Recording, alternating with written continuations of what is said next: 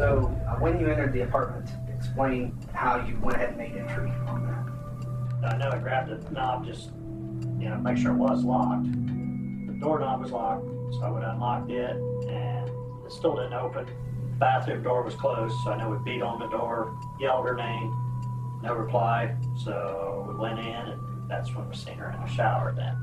Which as soon as he seen her, he yelled something like, "Oh my God," or something like that. And there was no evidence of any breathing or anything, and I was like, I'm pretty sure she's dead. 901 all the way, 901. 901, go ahead. Are you responding to 200 Karen? They just made entry into the bathroom. They're not sure if this is a 16 or not. Affirm. I just cleared this 57. I'm en route right now. It's going to be the name of the female. Okay. Ce jour-là, le central m'a informé par radio du décès possible d'une femme sur Karen Street, à Waynesfield. Sur place, j'ai été accueilli par le propriétaire de l'appartement, qui m'a dit que la personne décédée, une certaine Erin Mulcahy, était sa locataire. What's going on? Pretty sure she's been in there for 2 days, probably. Okay. In this apartment here, Erin In the Mulcahy. shower, yeah. Okay. Brent and his dad was here the other day. Okay. Thursday evening, and she was in the shower then. Okay. And where nobody saw her. Nobody talked to her. When I came in today, before we were huddling that one, Okay. I Yeah. heard the water running, and I looked I underneath see. the floor, and water was running out. Running out. Okay. All right. See this table and chair? Okay. I moved them in there. Move them in. Okay. And so she's in here? Yes. Okay. Oh, yeah. Okay. J'ai vu que la rigidité cadavérique était déjà installée, mais je n'ai vu aucune trace de sang, aucune plaie par arme blanche ou par balle. J'étais incapable de déterminer la cause de la mort. J'ai donc décidé d'appeler la brigade criminelle ainsi qu'un enquêteur pour m'aider à analyser la scène de crime. Le corps d'Erin a été placé dans un sac mortuaire et envoyé au bureau du médecin légiste du comté de Lucas pour un examen approfondi.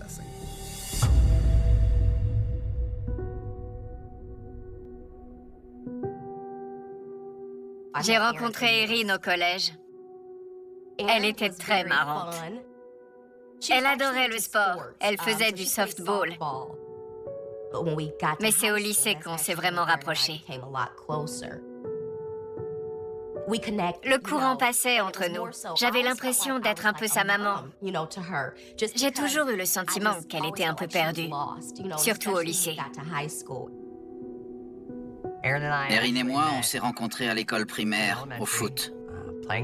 Son père était notre entraîneur. C'est comme ça qu'on est devenus amis. Et ça a continué ensuite au collège, où on faisait tous les deux du foot. Elle était pleine d'énergie et de vie. Elle avait toujours le sourire. Quand on m'a dit qu'Erin était morte, j'étais au travail. Une amie commune m'a envoyé son avis de décès par Facebook. Parce que je n'étais pas au courant, je n'avais pas lu le journal. J'ai eu l'impression de recevoir un coup de poing qui m'a coupé le souffle. J'ai relu l'avis de décès plusieurs fois de suite sans parvenir à réaliser. Sa mort a été...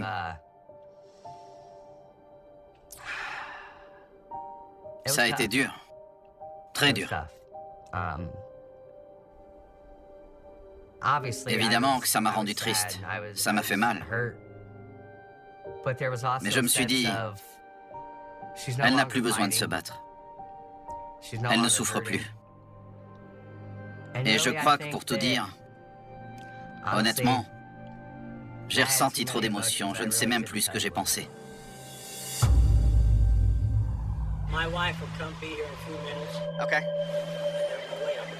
Okay. Take street checks out of there because he didn't know what Aaron was going to do. Okay. He wanted me to come along because for a witness. Sure. Makes sense. Go in. Yeah. We hear the shower running. We think she's in the shower. Okay.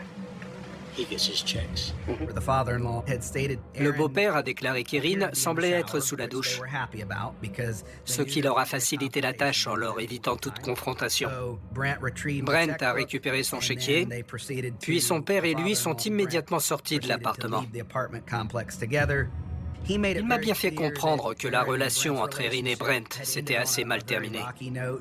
How long had they been split up, do you know, roughly? I believe Monday of last week. What is today, Saturday? Today's Saturday, yeah. Monday, yeah, of last week. I don't know for sure. Okay, so it's just been recent? Very recent? Okay. J'étais en train d'interroger le beau-père quand l'enquêteur de la criminelle est arrivé. Il était accompagné du père d'Erin, Jim Mulcahy. Il savait qu'Erin était décédée. This is the victim's father. Okay. Hi. Nice to meet you. I've known him for years from church. Okay. And stuff like that. Okay. He was telling me that Erin had kind of struggled with alcohol, Yes. had some seizures, Right. stuff like that. Is there... She was bipolar too? Bipolar. Schizophrenic? Yeah, that's why I haven't been here. I told them, wait, when you guys get your act together, then Sure. we'll start acting like a regular family. Sure. But fussing and fighting, I'm not getting involved. Right. Because they always want to get me in the middle of it. Sure. Jim n'était pas du tout surpris du décès de sa fille. Il nous a dit sans détour qu'elle avait un problème avec l'alcool et qu'il avait payé une fortune en cure de désintoxication. Oh, and I know she'd had seizures on and off, but I didn't know that they were, how bad they were lately. I mean, Sure. she'd been having something lately. I just talked to her 2 days ago. Il ignorait si Erin prenait ses médicaments correctement. Dans le cas contraire, il était possible qu'elle ait fait une crise d'épilepsie. C'était important pour notre enquête, parce qu'on ne savait pas encore ce qu'il s'était passé. She said she was going to try and get better. Her and Brent had left, and she said, I'm going to try and get better and get me back. Which meant she was going to quit drinking, which probably is what did her. She probably had a seizure, because she would seize up when she quit drinking if she didn't do it right. That's my thing. Environ 15 à 20 minutes plus tard, Brent, le mari d'Erin, est arrivé. Hey, Brent. Can we talk to you for a few minutes? Yes, sir. All right. Let's, if you don't mind, if we come over here, and we're going to be in the shade so the sun isn't beating down on our heads. Get my dad over here too, or no? That's up to you. Yep. Brent venait tout juste de perdre sa femme et on ignorait dans quel état d'esprit il se trouvait. On lui a permis d'avoir son père à ses côtés pour qu'il ait un soutien moral. Let's just start with when's the last time that you actually talked to Erin? Sunday. Sunday? I moved out Sunday. You moved out on Sunday? Okay. Yeah. Was it kind of a heated argument or Nope. just Nope. she just said get your stuff and go? I And did. oh, I you did. just I just my dad came with me. Okay. Got my clothes. Uh-huh. Pulled out. Okay. Where to stay that night. Okay. All right. And did she say anything to you when you left or nothing at all? No, I just said I was very quiet about it. My dad was with me. You know, vouch that I got my clothes, didn't say a word to her, Sure. and got out. Okay. Did you guys have any conversation Nope. After you hadn't talked to her at all since Text Sunday? her. Text Okay. her. Yeah, Okay. you want to read the text? You're more than welcome. Yeah, to. we can. Yeah, that's I fine. really don't bother me. Okay. Remember, Brent, I said don't volunteer, answer questions, okay? Okay. Ce commentaire du père de Brent m'a tout de suite alerté. Néanmoins, on n'en était qu'au début de l'enquête. L'autopsie n'avait pas encore été pratiquée et rien n'indiquait que d'autres facteurs puissent avoir joué un rôle dans son décès.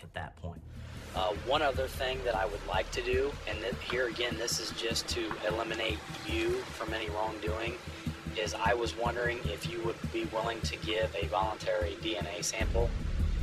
Like For my swab, knowledge, yeah, do it. swab, I'm yeah. willing to do that. Yeah, okay, all right, perfectly. Now, the other thing that we would like to have, if it's okay with you, is your cell phone, just to go through it to make sure there wasn't any calls or anything. He did that.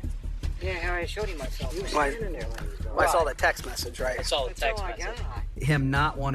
got. Quand il a refusé de nous donner son téléphone, je reconnais que je me suis mis à sa place. Moi non plus, je n'aimerais pas me séparer de mon téléphone. Parce que de nos jours, on a toute notre vie dans cet appareil. Mais quand quelqu'un semble réticent à donner des informations, ça nous rend forcément méfiants. So are you saying that you really don't want to give up your phone at this time then? Well, I don't want to give my phone. I have no reason to give up my phone. You see all the information I got. Okay. À ce stade, on ne savait pas de quoi Erin était morte. Mais on traitait cette affaire comme suspecte jusqu'à ce qu'on ait la preuve du contraire.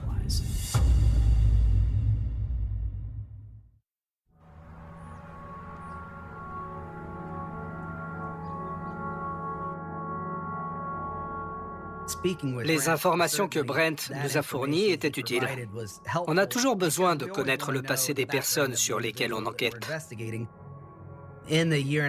Au cours de l'année et demie qu'a duré la relation de Brent et Erin, je me suis rendu chez eux à plusieurs reprises pour des disputes. J'ai tout de suite repensé aux interactions que j'avais eues avec eux lors de ces interventions.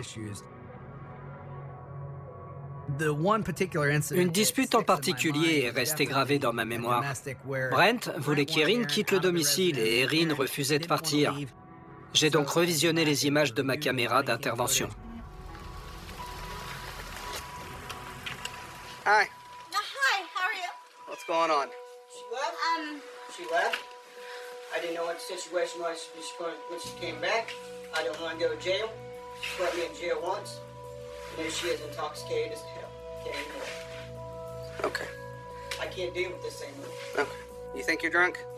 There ain't no thinking about it. Just relax. You think you're drunk? I have drunk. Okay, yeah, I can tell. How long have you, when did you start today? Earlier today. I don't know exactly. Elle était complètement ivre, du moins selon moi. Donc son problème avec l'alcool était très présent dans mon esprit. I tell you, I'm going to fix this issue. I'm going to my mom's tonight. Okay, I'm going to get out of here. okay, that's a good I idea. don't want to go to jail. Right, I've right. been there once. I don't want to go again. Sure, no, I get that. That's why I called. No, yeah, and that's the right thing to do. You live here, right? We both do. We're married. So I'm allowed to live here. And he is, I would imagine. Mm-hmm. Yeah. Especially if my dad pays my rent. Okay. Well, she's right in those regards. You both live here. Yeah, there hasn't been any other than verbal argument. That's all. There hasn't been an argument. Sa version des faits. L'enquêteur Burke et moi-même avons donc décidé de nous rendre chez les parents de Brent pour le voir et avoir une discussion. Hello. Hi. How are you? Super. Are you looking for Brent? Living the dream. We are. Is he here? No, he's in line. Okay. Is he? Okay. Okay. Is there any way you could get a hold of him or have him come back down here? Because I'd like to talk to him again, if that's okay, real quick. Well, yeah, but it's not going to be real quick. He's a lineman. No, I understand that. Why are you wanting to talk to him again? Right. There's just a few more things that we'd like to talk to him about from, Saturday night when we talked and whatnot. Okay, you got me on edge now. Okay. You got his mother on edge. Okay. You better come across with something, buddy, because I'm thinking my son's going to jail, and you better help me out on this one. And I'm damn serious. Okay. He's not going to jail. Okay. You sure of that? No, he's not going to jail. Okay. Then I'm going to call him. Yeah. No. Because I'm Is he about going ready to to be fall over charged here. with something? No. What? Is he going to be charged with something? No, we're still trying to figure out exactly what's going on. We're still trying to get this figured out, okay? Because there are some loopholes that we're trying to get those loopholes filled up. That's what we're trying to do. I'm about ready to pass out here, Okay. buddy. I am Because you're too. working me up. And I know you're not doing this intentionally and all this. How am I working you up, sir? Because my son is in on this and you're asking more questions about him. And she's Wouldn't you be dead. concerned about him? Right. You wouldn't be concerned about your son? Wouldn't you? We've been a mess. Le beau-père a pris un ton très accusateur dans ses Dans ses réponses, il nous coupait la parole et exigeait de savoir pourquoi on voulait parler à Brent. Ça m'a un peu désarçonné, parce que on n'était pas du tout là pour arrêter Brent, bien au contraire. On voulait juste lui parler. You both give me the idea, because I stood there. Saturday night up there. No big deal. We're just crossing our teeth. And now you come back. That's all we're doing, though. That's. I don't understand why you're upset. I do. You're acting like you're going to try and put my son in jail. That's what I'm thinking. Tell me if I'm wrong. You're not. You're wrong. I am not. I have no intention on putting your son in jail, but I'm scared to death you are. We have an obligation to figure out what took place as well. And there's a couple more questions that we have for him. And the reason we came here is because this is where he is living. That's right. If he wasn't living here, we would go to where he lives. We wouldn't come here and bother you guys.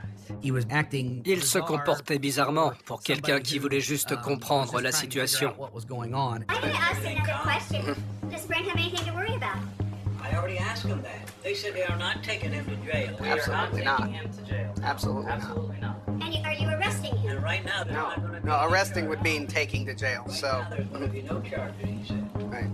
Until there could be charges. I'm not gonna say. I can't look. There are questions that I can't answer right now, and that's why we are trying to get everything taken care of. Okay, and we would rather, like I told you on Saturday, we want to cross our T's and dot our I's and eliminate everybody that could potentially be involved with this, and make sure we come to the conclusion. So when this is all said and done, we know what happened and why it happened. That is our goal here, and that is do justice for you guys, it's do justice for Brent, and it's do justice for Erin and her family. That's what we are trying, that's why we are trying to do everything and do everything the right way. If we were doing this, half-assed, we wouldn't be standing here right now, okay? We wouldn't be standing here right now, but we want to do this as thorough as we can. We want to make sure that we're doing everything the right way, so down the road, whether it be a month down the road, 6 months down the road, a year down from the road, 5 years down the road, people can't come back and start questioning us that we didn't do our investigation the right way. La situation était très inconfortable et surtout très étrange. Alors on a préféré en rester là. Cruiser Been too. in there So. many times. J'ai reçu l'appel le lundi suivant au matin, m'avertissant que les résultats préliminaires de l'autopsie venaient d'arriver. Le rapport indiquait qu'Erin avait été étranglée. C'était donc un homicide. Elle avait des contusions sur les gencives et du sang séché à l'intérieur de la bouche, signe d'un coup de poing au visage. Sur le lieu du crime, tout semblait indiquer un décès de cause naturelle. Mais quand j'ai lu le rapport, mon estomac s'est noué et je me suis dit, bon, on a du pain sur la planche.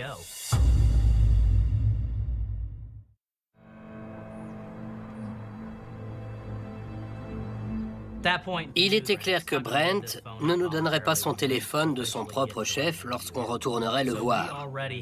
On a donc demandé un mandat de perquisition pour saisir le téléphone et on est retourné l'interroger armé de ce document. So how you doing this morning? Great. Wonderful. Hey, I know that last night I went up to Bear Barrel, and I know yesterday was kind of a long day, and Yeah. so like you and I had talked, we figured we'd meet this morning, a little bit easier to talk and things like that. So as long as that's okay with you. That's fine. Today's still- fine. Today's fine. I've Okay. got my. I just had Is this being recorded? Do what? Is this being recorded? Is this conversation being recorded? All conversations I have are recorded. Yeah. So, okay. Why weren't we told that? Because It's not an obligation Are to you let keeping you guys. secrets from them? No, we're not keeping anything from you guys. Okay. We're getting legal counsel. Here is Lawyer.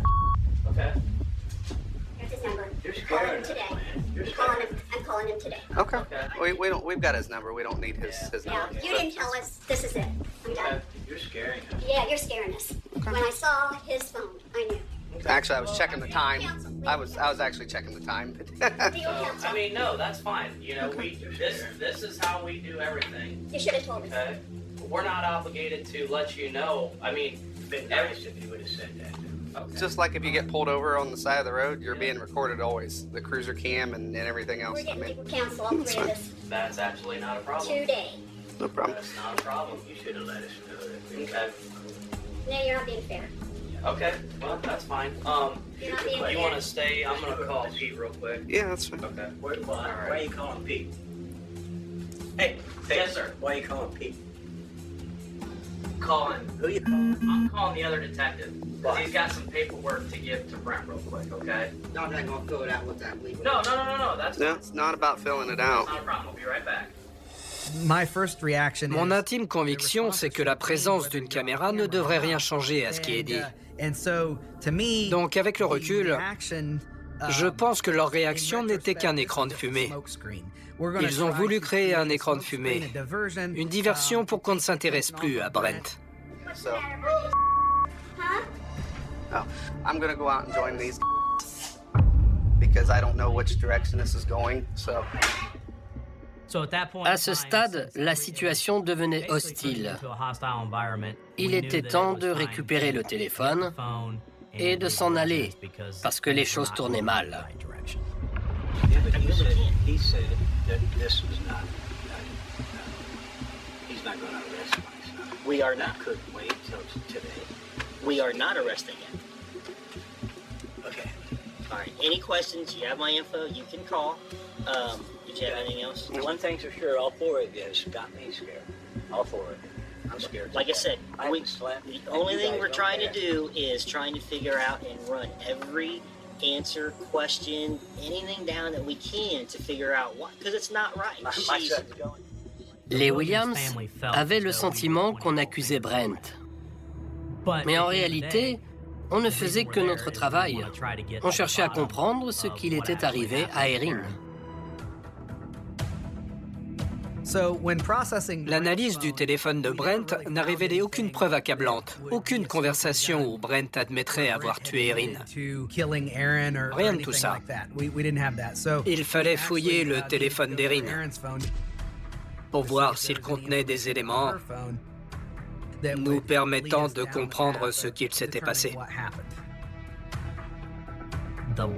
Les dernières données émises par le téléphone d'Erin dataient du 5 juillet. Elle avait téléphoné à un ami à elle, un certain Kirk. L'appel avait duré environ 8 minutes. Après ça, son téléphone n'a plus jamais émis d'appel ou de message. Il fallait absolument interroger Kirk pour savoir s'il détenait des informations sur la mort d'Erin. Well, hey, this is why I wanted to come and talk to you real quick. And like I said, I'm not going to take up too much of your time. But throughout the investigation, I am extremely confident that you are the last guy that she spoke with. I mean, anybody. Anybody that she talked with. Okay. You know, she was a bad alcoholic, I'm sure you know. Right. She drank every day, and that's how I met her, through Alcoholics Anonymous. I've been clean for 27 years, and I met her there, and I'd take her to a few meetings at times. I tried to help her. Mm-hmm. You know, and last time I seen her, I was trying to think, man, it's been at least probably a couple years, but I've talked to her regularly. Je lui ai demandé comment la conversation s'était déroulée et il a dit qu'elle était bouleversée à cause de Brent.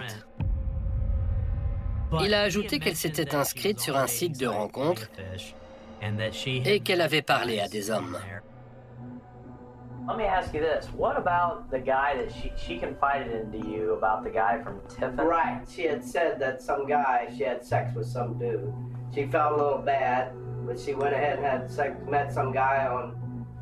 Plenty of Fish? Yeah, I'm not 100% sure, but I'm probably 90% sure that's the one. On craignait que cet homme, avec lequel Erin échangeait, voire qu'elle fréquentait, puisse être un suspect dans cette affaire. Does that make me a suspect? It does not make you a suspect. I mean, it don't bother me because, yeah. No, you're not a suspect. I mean, Okay? if I am, so be it, because right. I know better. Right. You know. But like I said, I want to be honest with you. I want you to be honest with me. I want to be honest with you. I want to help you find the truth. Right. If somebody killed her. As well as what I want to find the truth. And I think that we're going to find out what happened. What happened or didn't happen. But I need some more answers. Because, you know, I just... Right. The way absolutely. I need some more answers. And like I said, I need you to shed some light on some stuff. On her with me. Man, it's just too weird. Right. For her to tell me what that stuff and then to turn up dead is just too bizarrely ironic, you know. And as a friend, I owe you, I'm gonna miss her. Right. We talked a lot. Right. You know, even when she was drinking or whatever. On a pu établir que Kirk n'avait pas vu Erin depuis plusieurs mois. Il n'était pas suspect dans cette affaire. On devait plutôt se concentrer sur cet homme mystérieux qu'Erin avait rencontré.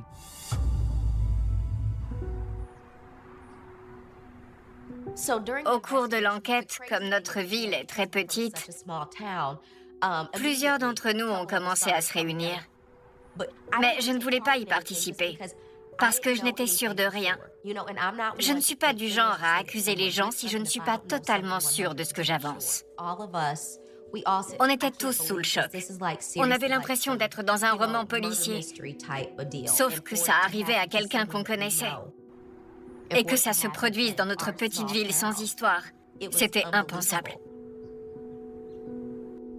Ça m'a touché. Et j'en ai bavé pendant quelque temps. C'était comme ça. Mais le plus dur à avaler, c'était les circonstances, les personnes concernées, et la colère et la frustration que ça générait. Mais en ce qui me concerne, on ne pouvait plus rien y faire. Elle ne reviendrait plus. Et il ne restait plus qu'à lui rendre justice, l'aider à reposer en paix et lui faire les adieux qu'elle méritait.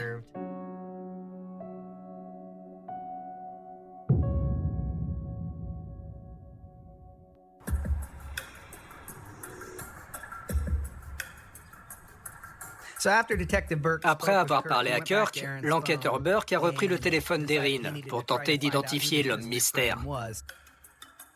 Il a étudié le profil d'Erin sur le site de rencontre Plenty of Fish et il a retrouvé un certain Jimmy. En se renseignant sur ce Jimmy, on a appris qu'une enquête était ouverte sur lui dans le comté voisin pour avoir violé Erin. C'était un vrai rebondissement. On tenait peut-être notre tueur.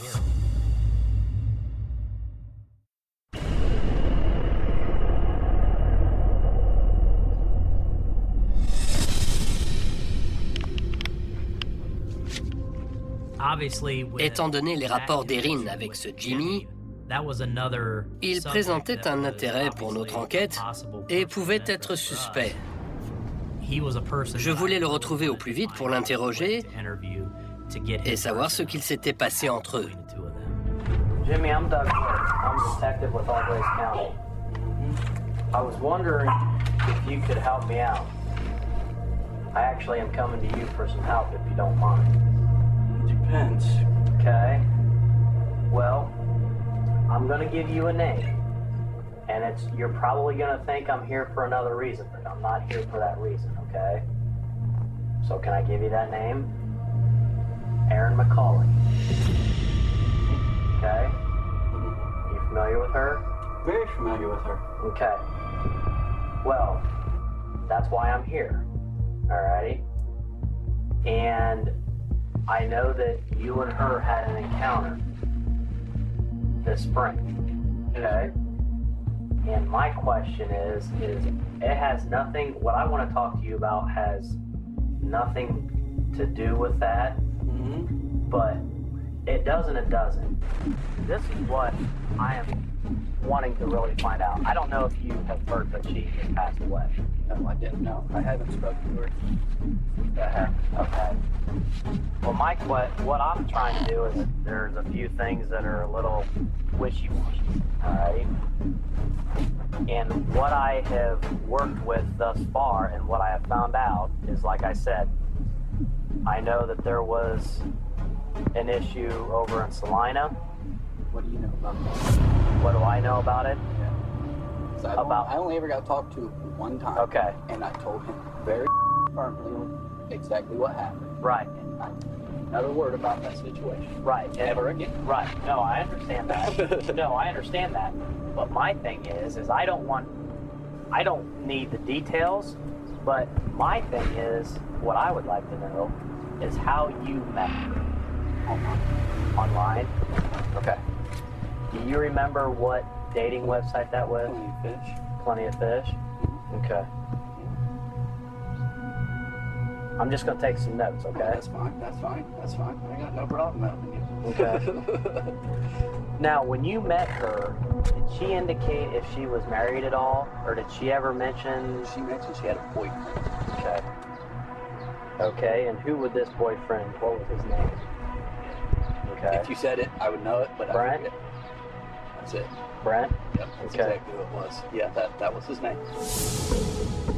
Jimmy a dit qu'il était allé la chercher à Waynesfield, puis il l'a ramenée dans un hôtel de Celina. Ils ont couché ensemble, il n'a pas réfuté cette information. Il a dit que l'acte était consenti, mais qu'elle avait raconté le contraire. No, he showed up over there. My guess is he was Right. I don't know how they ended up calling the cops. I have no idea. Right. I didn't ask no questions. Gotcha. You know what I mean? I didn't give it. Right. I just knew what she told him was the story. Right. Complete utter whatever she told the cops. Gotcha. So I set him straight. No, I'm not answering your questions. Right. I had nothing to talk about. I have no question to answer. I told you yes, I was with her, and no, that is not what happened. Right. Il restait un suspect potentiel, mais je l'ai trouvé très franc et très coopératif avec moi. Il ne m'a pas menti. À la fin de notre entretien, je lui ai demandé s'il acceptait de nous fournir un échantillon d'ADN. Il m'a dit bien sûr, je n'ai rien à cacher.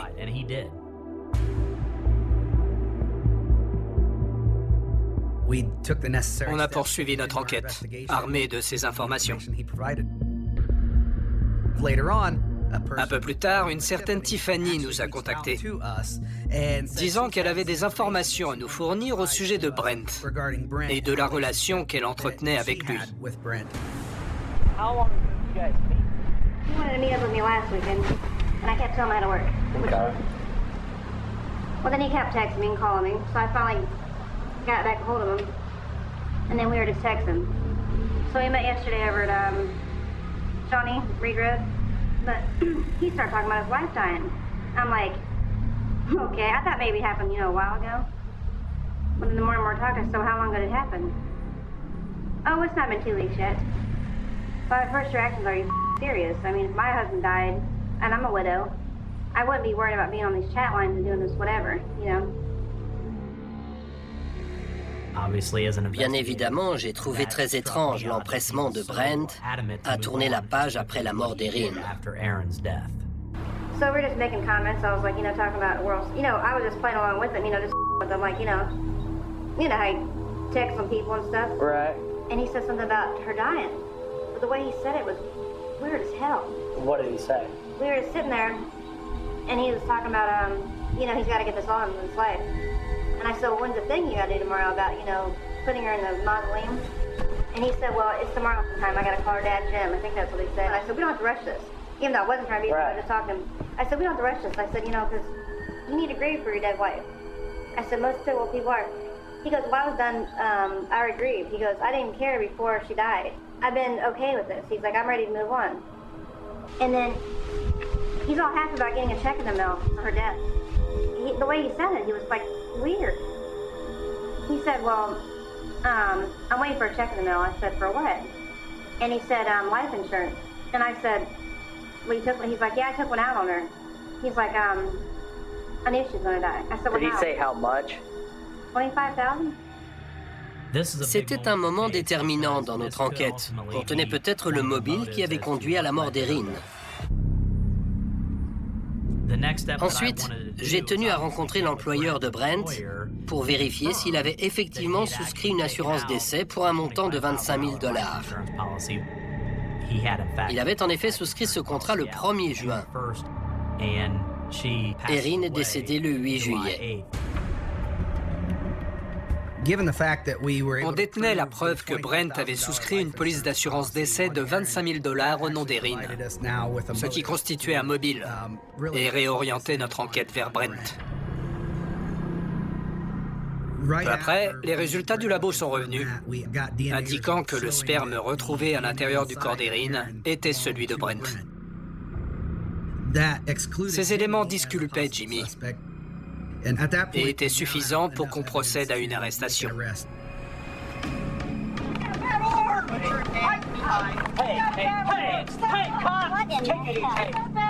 He does know about side and be arrested too, all right? I don't care what he's got. You're better. I'm tell you something right now, sir. All right, go. He did not do this. He did not. My arm hurts. Stop this. Turn it. Come on, put me on your arrest. First of all, you're arresting me when I didn't do nothing wrong. That's fine. Let's go. Let's go to jail. Let's go. Hey, Brent. I'm ready to go to jail. Brent, relax. Let me check your pockets. You got anything on here? In your pockets at all? No, you're doing this and you're really embarrassing me, and that's fine. Fight this to the end, because I'm going to. Yep. Fight this to the end. That did nothing wrong, and that's fine. Okay. What you want. What you need to do is you need to calm down, okay? No, I'm not, because I'm not guilty of anything. Quand il a dit ça, ça m'a glacé le sang. D'un côté, ça m'a presque fait douter de moi. Mais de l'autre, j'ai ressenti une grande satisfaction parce que j'avais fait mon boulot. Mon devoir est de protéger la population. Et c'est ce que j'ai fait. Je ne m'en fais pas, parce que je sais que j'ai correctement mené mon enquête.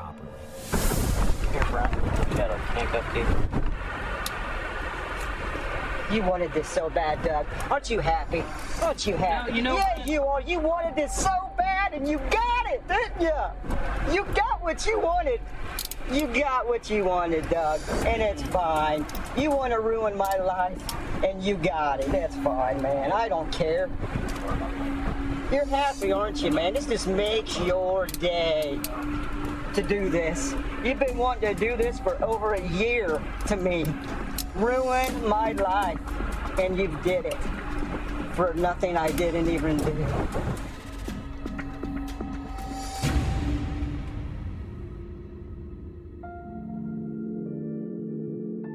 Au vu des pièces à conviction, Brent Williams a été jugé coupable et condamné à la prison à vie pour le meurtre d'Erin Mulcahy.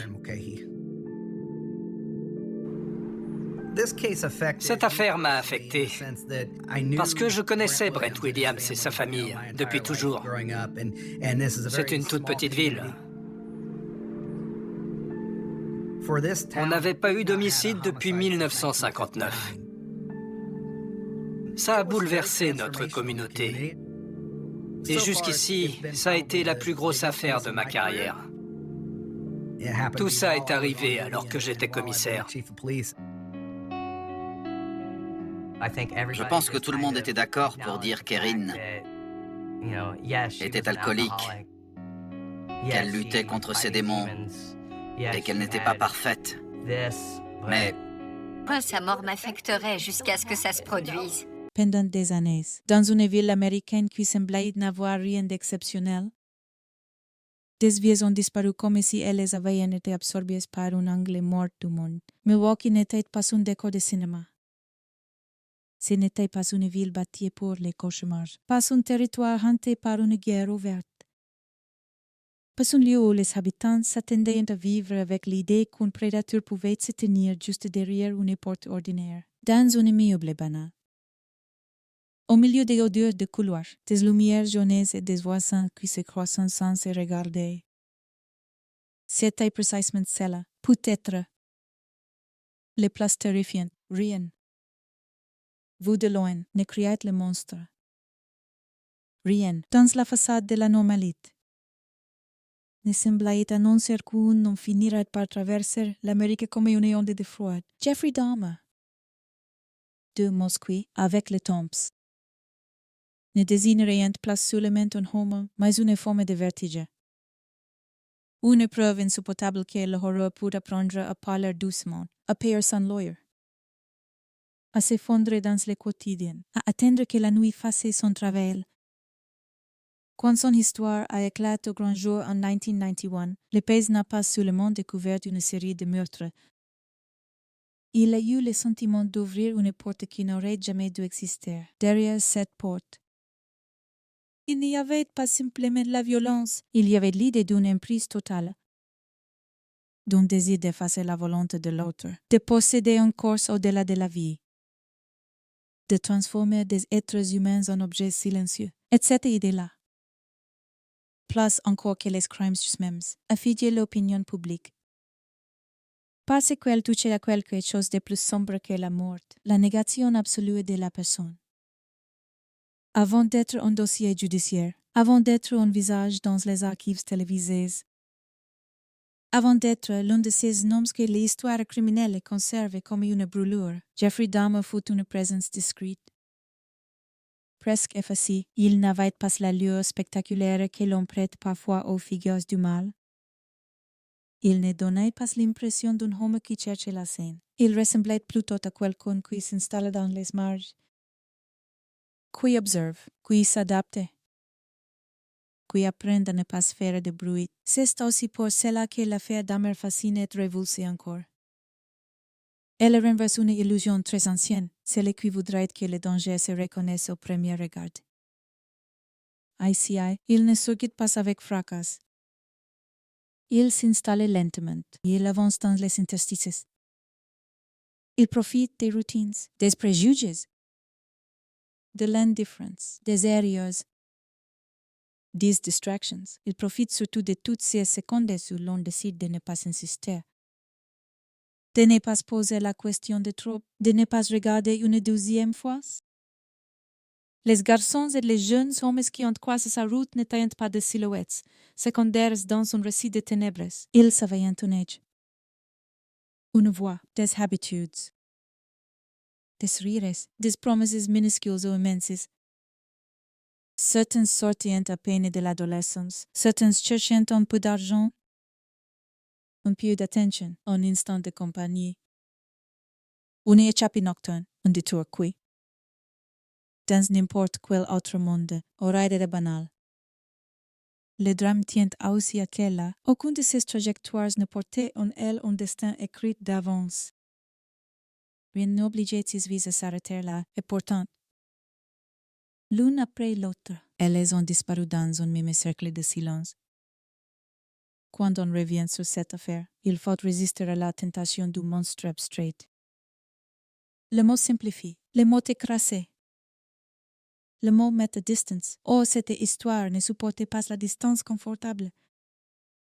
Elle s'est fabriquée dans des rues réelles, dans des appartements réels, dans le bruit ordinaire des villes américaines à la fin des années 1970 et pendant les années 1980, dans un climat social où certains jeunes hommes étaient moins protégés que d'autres, moins écoutés, moins pleurés publiquement, moins défendus lorsque leur disparition ne provoquait pas immédiatement le scandale. C'est aussi cela que l'affaire met à nu.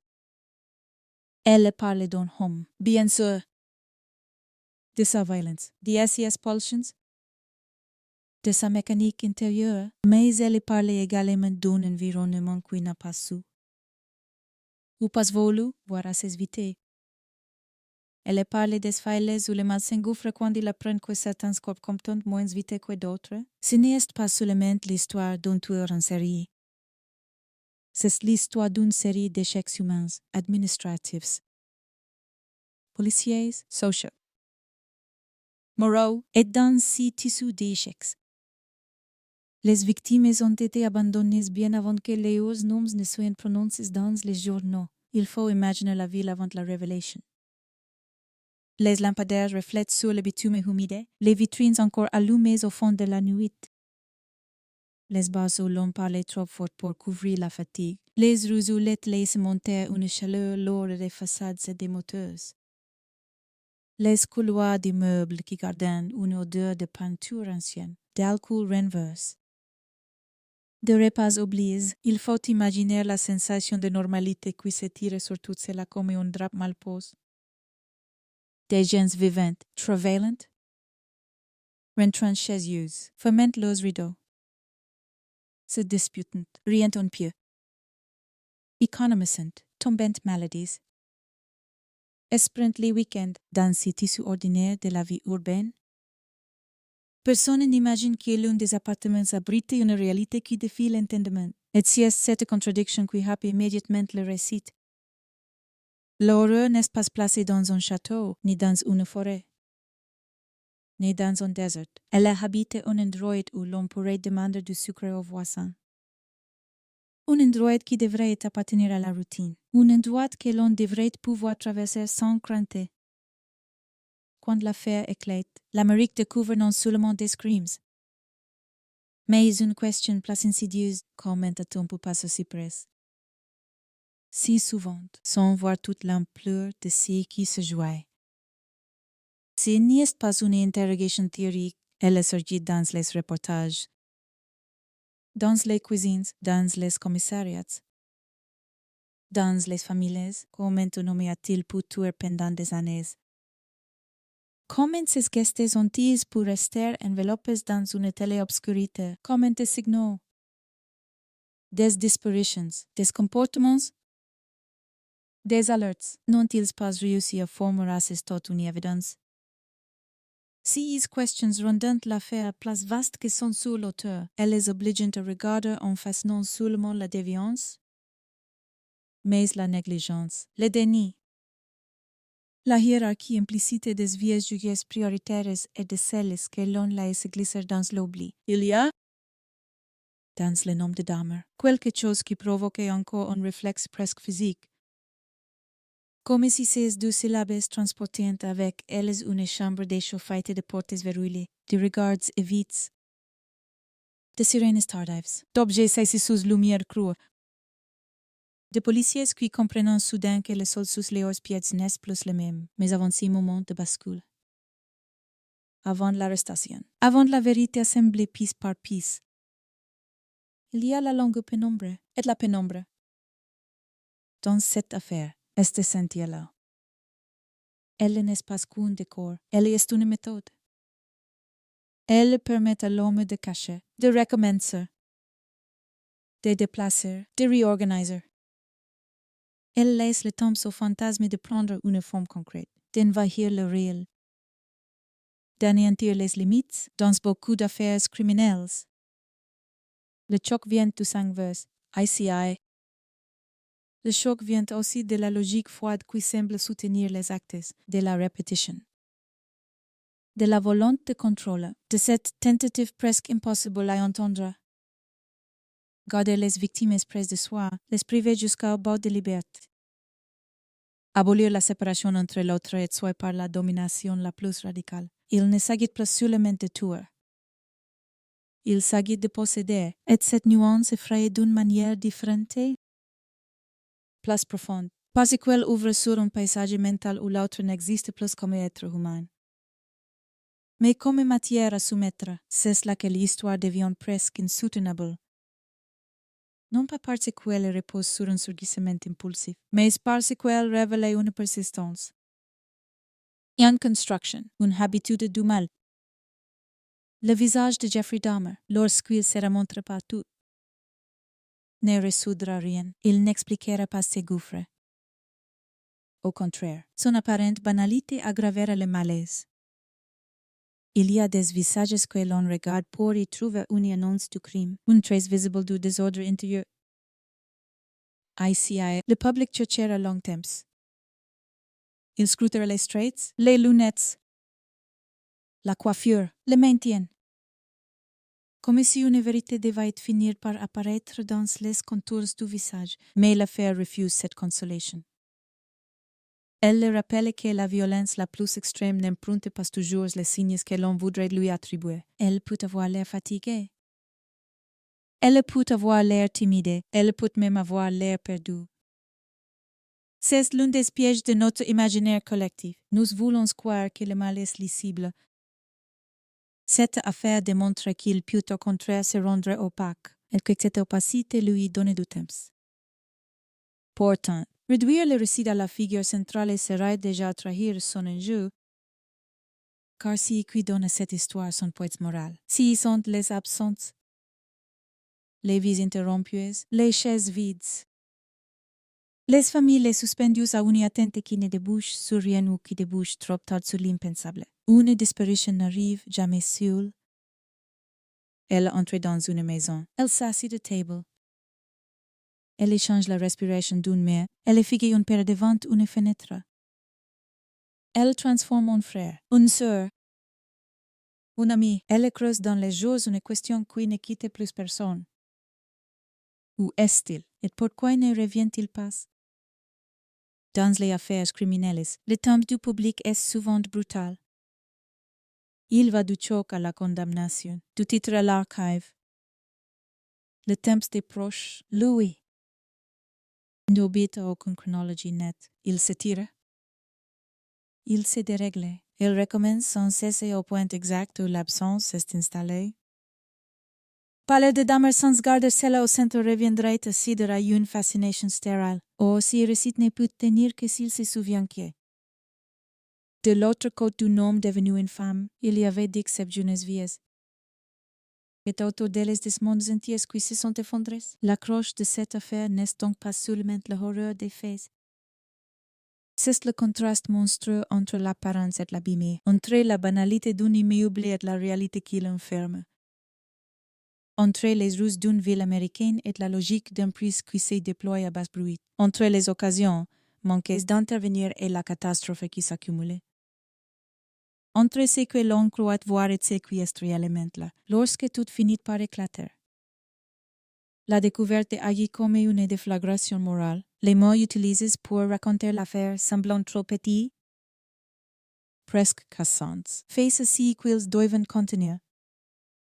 Les journalistes parlants, les voisins témoignant, les autorités reconstituant, les chaînes nationales relayant les images. Et malgré tout quelque chose résistait à la formulation, comme si l'esprit refusait de laisser entrer complètement la réalité. Comme si nos mères ne suffisaient pas à comprendre. C'est souvent le signe des affaires qui marquent durablement une société. Elles dépassant le simple cadre du fait divers, elles deviennent un miroir brutal de nos aveuglements. Celles-ci montrent ce que peut produire la rencontre entre une obsession prédatrice, la solitude des marges, l'indifférence systémique et les retards d'une machine censée protéger. Elle montre aussi à quel point le mal n'a pas besoin d'être spectaculaire pour être méthodique. Il lui suffit parfois d'une porte fermée, d'une musique un peu trop forte, d'un voisin qui détourne la tête, d'un policier presse, d'une victime à qui l'on ne donne pas immédiatement raison. Tout commence là. Dans ce territoire gris où l'alarme n'est jamais prise assez au sérieux. Et c'est pourquoi cette histoire continue de glacer. Elle ne nous autorise pas à croire que l'horreur vient toujours de loin. Elle murmure exactement l'inverse. Elle peut vivre au bout du couloir. Elle peut se nourrir de notre retard à comprendre. Elle peut prospérer dans les interstices du quotidien pendant que le monde dehors. Pour toute sa course, c'est dans cet écart entre l'ordinaire et l'insoutenable que l'affaire Jeffrey Dahmer s'ouvre. Non pas comme un simple récit criminel, mais comme la lente apparition d'un gouffre derrière le décor le plus banal. Une ville, un appartement. Des disparitions. Puis, enfin, une fuite. Une porte franchie, et c'est le second où ceux qui entrent comprennent que le réel vient de basculer pour toujours. Avant que le nom de Jeffrey Dahmer ne devienne synonyme de horreur à travers les États-Unis, il y eut un décor. Un climate, une lente preparation invisible. Aucun crime n'apparaît dans un vide parfait, il surgit toujours dans un monde déjà là. Avec ses tensions, SES silences, SES habitudes, CS occasions manquis. Pour comprendre comment un homme a pu tuer pendant tant d'années sans être arrêté plus tôt, il faut revenir au contexte qui a entouré sa trajectoire, non pas pour l'excuser, encore moins pour l'adoucir, mais pour observer le terrain sur lequel une violence extrême finit par se déployer, le contexte. Ici, n'est-ce pas un simple arrière-plan? C'est une matière vivante, un mélange d'enfance trouble, d'isolement, de pulsions de contrôle, de déplacements, d'alcool, de solitude chronique et de failles sociales si profondes qu'elles ont laissé disparaître des jeunes hommes presque en silence. Jeffrey Dahmer naît le 21 mai 1960 dans le Wisconsin. Dans une Amérique qui, vue de loin, se raconte encore comme stable, prospère. Organisée autour de la famille, du foyer et d'une certaine idée de la normalité. Mais sous cette surface tranquille, les maisons pouvant déjà abriter des tensions muettes, des colères retenues, des fractures qui ne se descendent pas à table. Son enfance ne ressemble pas à un roman noir de les premières pages. Elle avance plutôt dans cette zone trouble où rien n'est immédiatement spectaculaire. Mais où quelque chose sonne faux, il y a un père souvent absorbé par son travail et ses propres préoccupations. Une mère décrite comme fragile, anxieuse, instable par moments, et au milieu un enfant qui grandit sans véritable ancrage émotionnel solide. Dans ce genre de foyer, les disputes ne font pas toujours trembler les murs. Parfois, elles prennent une autre forme. Une atmosphère lourde, des potes refermés avec sécheresse. Des repas où chacun semble à l'heure, des journées entières pendant lesquelles personne ne nomme ce qui ne va pas. L'enfant apprend alors à vivre dans les interstices, à observer, à intérioriser, à s'y retirer. Très tôt, Jeffrey Dahmer donne l'image d'un garçon en décalage. Il ne s'impose pas, il ne rayonne pas. Il semble glisser à côté des autres comme s'il regardait le monde à travers une vitre. Plus tard, ceux qui l'ont connu adolescent évoqueront un jeune homme étrange, parfois maladroit. Parfois capable de se faire remarquer par des comportements absurdes ou des pitreries bizarres, comme s'il essayait de fabriquer une identité à coups de grimaces et de faux jeux de scène. Mais derrière ces éclats se dessine surtout une profonde solitude. Il y a chez lui une incapacité croissante à nouer des liens authentiques, à entrer dans les codes sociaux ordinaires, à vivre la proximité comme quelque chose de simple. Cette difficulté ne fait pas de lui un criminel, beaucoup d'êtres humains grandissant isolés. Maladroits, blessés, sans jamais franchir la ligne du meurtre. Il faut donc garder une précision morale. Le contexte est clair, il n'absorbe pas. Ce qu'il montre, c'est un terrain vulnérable sur lequel d'autres éléments. Places sombres, vents et fixeurs. Durant l'adolescence, des signes inquiétants apparaissent.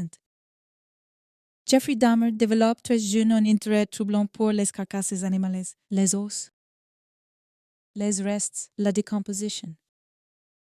Là encore, il faut éviter les raccourcis faciles. Tous les adolescents fascinés par le morbide ne deviennent pas des tueurs, mais chez lui. Cette curiosité semble se mêler à un rapport particulier à la vie et à la mort, à une volonté d'examiner, de manipuler, de disséquer si qui ne répond plus. Si n'est pas seulement la curiosité d'un enfant confronté à la nature, c'est déjà la tentation de posséder ce qui est inerte.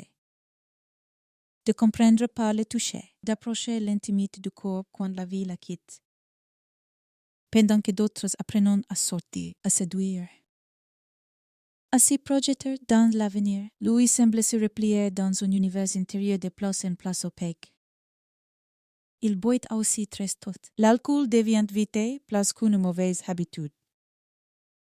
Un refuge, une couverture. Une façon d'endormir ce qui mieux en lui. Il boit avant l'âge où l'on comprend vraiment ce que l'alcool fait à la main. Il boit pour se désinhiber, pour s'anesthésier, pour remplir le vide, chez certains. L'alcool rend expansif, chez lui. Il semble surtout épaissir le brouillard. Il accompagne le retrait. La confusion, l'effondrement progressif des limites. À l'école, il ne construit pas de trajectoire nette. Il n'est pas l'élève brillant au destin prometteur, ni la figure franchement rebelle qu'on surveille de près. Il flotte, il donne l'impression d'être là sans y être. Cette invisibilité relative, déjà. Dites quelque chose, les personnalités les plus dangereuses ne sont pas toujours celles qui monopolisent l'attention. Certains apprennent au contraire à se fondre dans le décor tant qu'aucune catastrophe n'oblige à regarder plus attentivement. La fin de l'adolescence marque une première rupture décisive. En 1978, l'année même où il obtient son diplôme de fin d'études secondaires, le noyau familial se désagrège encore davantage. Ses parents se séparent.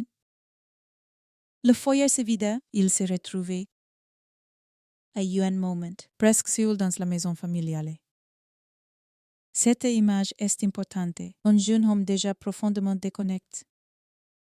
Livre au silence d'une maison devenue creuse, sans autorité immédiate. Sans chaleur, sans regard protecteur. Avec des fantasmes intérieurs qui ont eu le temps de croître dans l'ombre. C'est cette année-là qu'il commet son premier meurtre. Le passage à l'acte ne surgit donc pas à la fin d'une longue carrière criminelle. Il entre très tôt dans sa vie adulte, presque au moment où celle-ci commence. Si détail donne au contexte une couleur particulièrement sombre. Il ne s'agit pas d'une dérive apparue après des décennies. Le noyau de la violence est déjà là, prêt à se manifester lorsque les circonstances le permettent. Après ce premier homicide, sa vie ne s'organise pourtant pas comme celle d'un fugitif track. C'est ce qui rend l'affaire si déconcertante. Il entre à sortes de différentes tentatives de normalité. Il s'engage brièvement dans l'armée, vu de l'extérieur. Cela pourrait passer pour une tentative de cadrage, de discipline, de reprise en main, mais l'expérience tourne mal. Son alcoolisme persiste. Il peine à s'intégrer. Il est incapable de stabiliser quoi que ce soit, même lorsqu'un cadre existe autour de lui. Il ne semble pas parvenir à demeurer réellement. Il ne bâtit pas une vie. Elle traverse des structures qui ne le retiennent en paz. Après l'armée, viennent d'autres déplacements, d'autres périodes de flot. Des séjours chez des proches, des moments où sa présence est tolérée plus quoi qu'il y a. Là encore, rien de spectaculaire en apparence. Pas de grande cavale, pas de double vie luxueuse, pas de construction romanesque, seulement un homme qui glisse d'un endroit à l'autre avec un bagage de plus en plus lourd. Fait de dépendance, de vide affective, de frustrations sexuelles et d'obsessions devenues centrales, car le contexte psychologique de Jeffrey Dahmer ne peut être compris sans cette composante fondamentale. Son rapport au désir, si qu'il recherche chez l'autre n'a rien d'un échange. Il ne semble pas vouloir une relation vivante, improvisable. Réciproque, l'altérite l'angoisse. Le refus l'angoisse, le départ l'angoisse. L'autonomie de l'autre lui devient insupportable, très tôt. Si qu'il désir vraiment ressemble moins à l'amour qu'à la maîtrise absolue d'une présence masculine qu'il pourrait garder sans résistance, sans contradiction, sans abandon, c'est un point essentiel. Car il donne sa forme profonde aux crimes à venir, le contexte n'est donc pas seulement celui d'un homicide alcoolique. C'est celui d'un imaginaire de domination qui se structure avec les temps, qui se précise, qui cherche des moyens de supprimer chez l'autre tout ce qui fait sa liberté. Dans la tête de Dahmer, l'autre ne doit pas aimer, choisir ou répondre. Il doit rester. Il doit être là. Il doit appartenir. Une telle logique prépare déjà le pire. Par séquelle transforme le désir en entreprise d'annulation de l'autre. Lorsqu'il s'installe à Milwaukee, la ville devient le théâtre principal de ces crimes. Il faut s'arrêter en instant sur ce cadre urbain. Milwaukee, dans les années 1980 et au début des années 1990, est une ville américaine traversée par des fractures raciales, économiques et sociales profondes. Certains quartiers portent place lourdement la pauvreté, la précarité, l'isolement. Certaines communautés entretiennent avec la police une méfiance nourrie par l'expérience. Certaines disparitions ne déclenchent pas le même niveau d'urgence selon l'âge, la couleur de peau, l'orientation sexuelle présumée, la stabilité sociale ou la réputation de la victime. Si contexte la compte énormément, plusieurs des victimes de dames sont de jeunes hommes issus de minorités, parfois vulnérables, parfois en marge, parfois éloignés des circuits les plus visibles de protection. Ils ne les choisissent pas au hasard. Les prédateurs apprennent vite où le monde regarde moins. Ils comprennent que les vies risquent d'être cherchées moins longtemps, creusent moins vite, défendues avec moins d'empressement.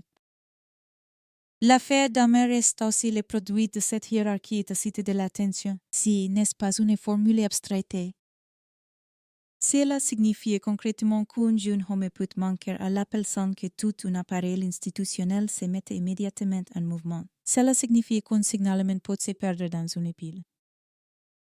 Qu'une intuition de proche peut être relativisée, qu'un policier peut conclure trop vite, qu'un voisin peut se dire que cela ne le regarde pas. Et pendant ce temps-là, derrière une porte, un homme continue. Dahmer mène alors une existence d'apparence banale. Il travaille par intermittence. Il a un appartement. Il fréquente certains lieux, notamment des bars et espaces où il peut approcher des jeunes hommes. Rien, encore une fois, ne compose l'image d'une figure spectaculaire. Son quotidien semble terne, presque vide. Mais cette banalité est trompeuse. Elle lui offre une couverture idéale. Il n'a pas besoin de grands décors pour commettre l'irréparable. Un logement fermé suffit. Une routine suffit. Une voix comme suffit. Il attire, persuade. Propose de l'argent pour des photos, on verra. Un moment. Son mode d'approche exploite la vulnérabilité. Le besoin d'argent, la confiance momentanée. Parfois simplement la banalité des rencontres nocturnes dans ces contextes. Le danger n'a pas besoin de forcer la porte. Il se présente comme une opportunité. Une proposition quelconque, une interaction qui, prise isolement, n'annonce pas le gouffre. Il faut aussi se souvenir du climat culturel de l'époque. Les années 1980 n'offrent pas le même filet de surveillance qu'aujourd'hui. Pas de téléphones portables dans chaque poche, pas de géolocalisation instantanée. Pas de circulation numérique des alertes comme nous la connaissons. Une personne peut disparaître dans les cieux creuses d'une ville et laisser derrière elle peu de traces immédiates. Les familles s'inquiètent, bien sûr. Mais l'inquiétude ne se transforme pas toujours rapidement en action coordonnée. Il faut du temps. Des démarches, des interlocuteurs disponibles. Et souvent beaucoup de persévérance pour que quelqu'un prenne enfin la disparition au sérieux, si décalage temporel joue en faveur du tueur. Il lui donne de l'avance, du silence. Une espèce pour effacer, de placer. Recommencer. Le contexte matériel de ces crimes est donc inséparable du contexte institutionnel de l'époque. Il ne tuait pas sur les mains parce qu'il en a la volonté, il tuait aussi parce qu'il peut. Pendant trop longtemps, le faire sans être interrompu. Et cela renvoie directement aux défaillances accumulées autour de lui. Plusieurs personnes, à different moments, perçoivent des choses anormales. Des odeurs dans l'immeuble, des comportements étranges. Des alertes, parfois directs. les plus accablantes, rétrospectivement. Est-ce que certains de ces éléments auraient pu suffire à provoquer une intervention plus décisive, mais l'enchaînement des négligences fabrique une sorte de corridor de survie pour les criminels. On minimise, on report, on interprète mal, on s'en remet à une explication commode. Dans l'affaire Dahmer, le contexte est aussi que lui d'une société où les préjugés sexuels et raciaux biaisent la lecture du danger. Lorsqu'un homme blanc, comme une apparence, donne une vision plausible des faits, et que de l'autre côté se trouvent des jeunes hommes racistes.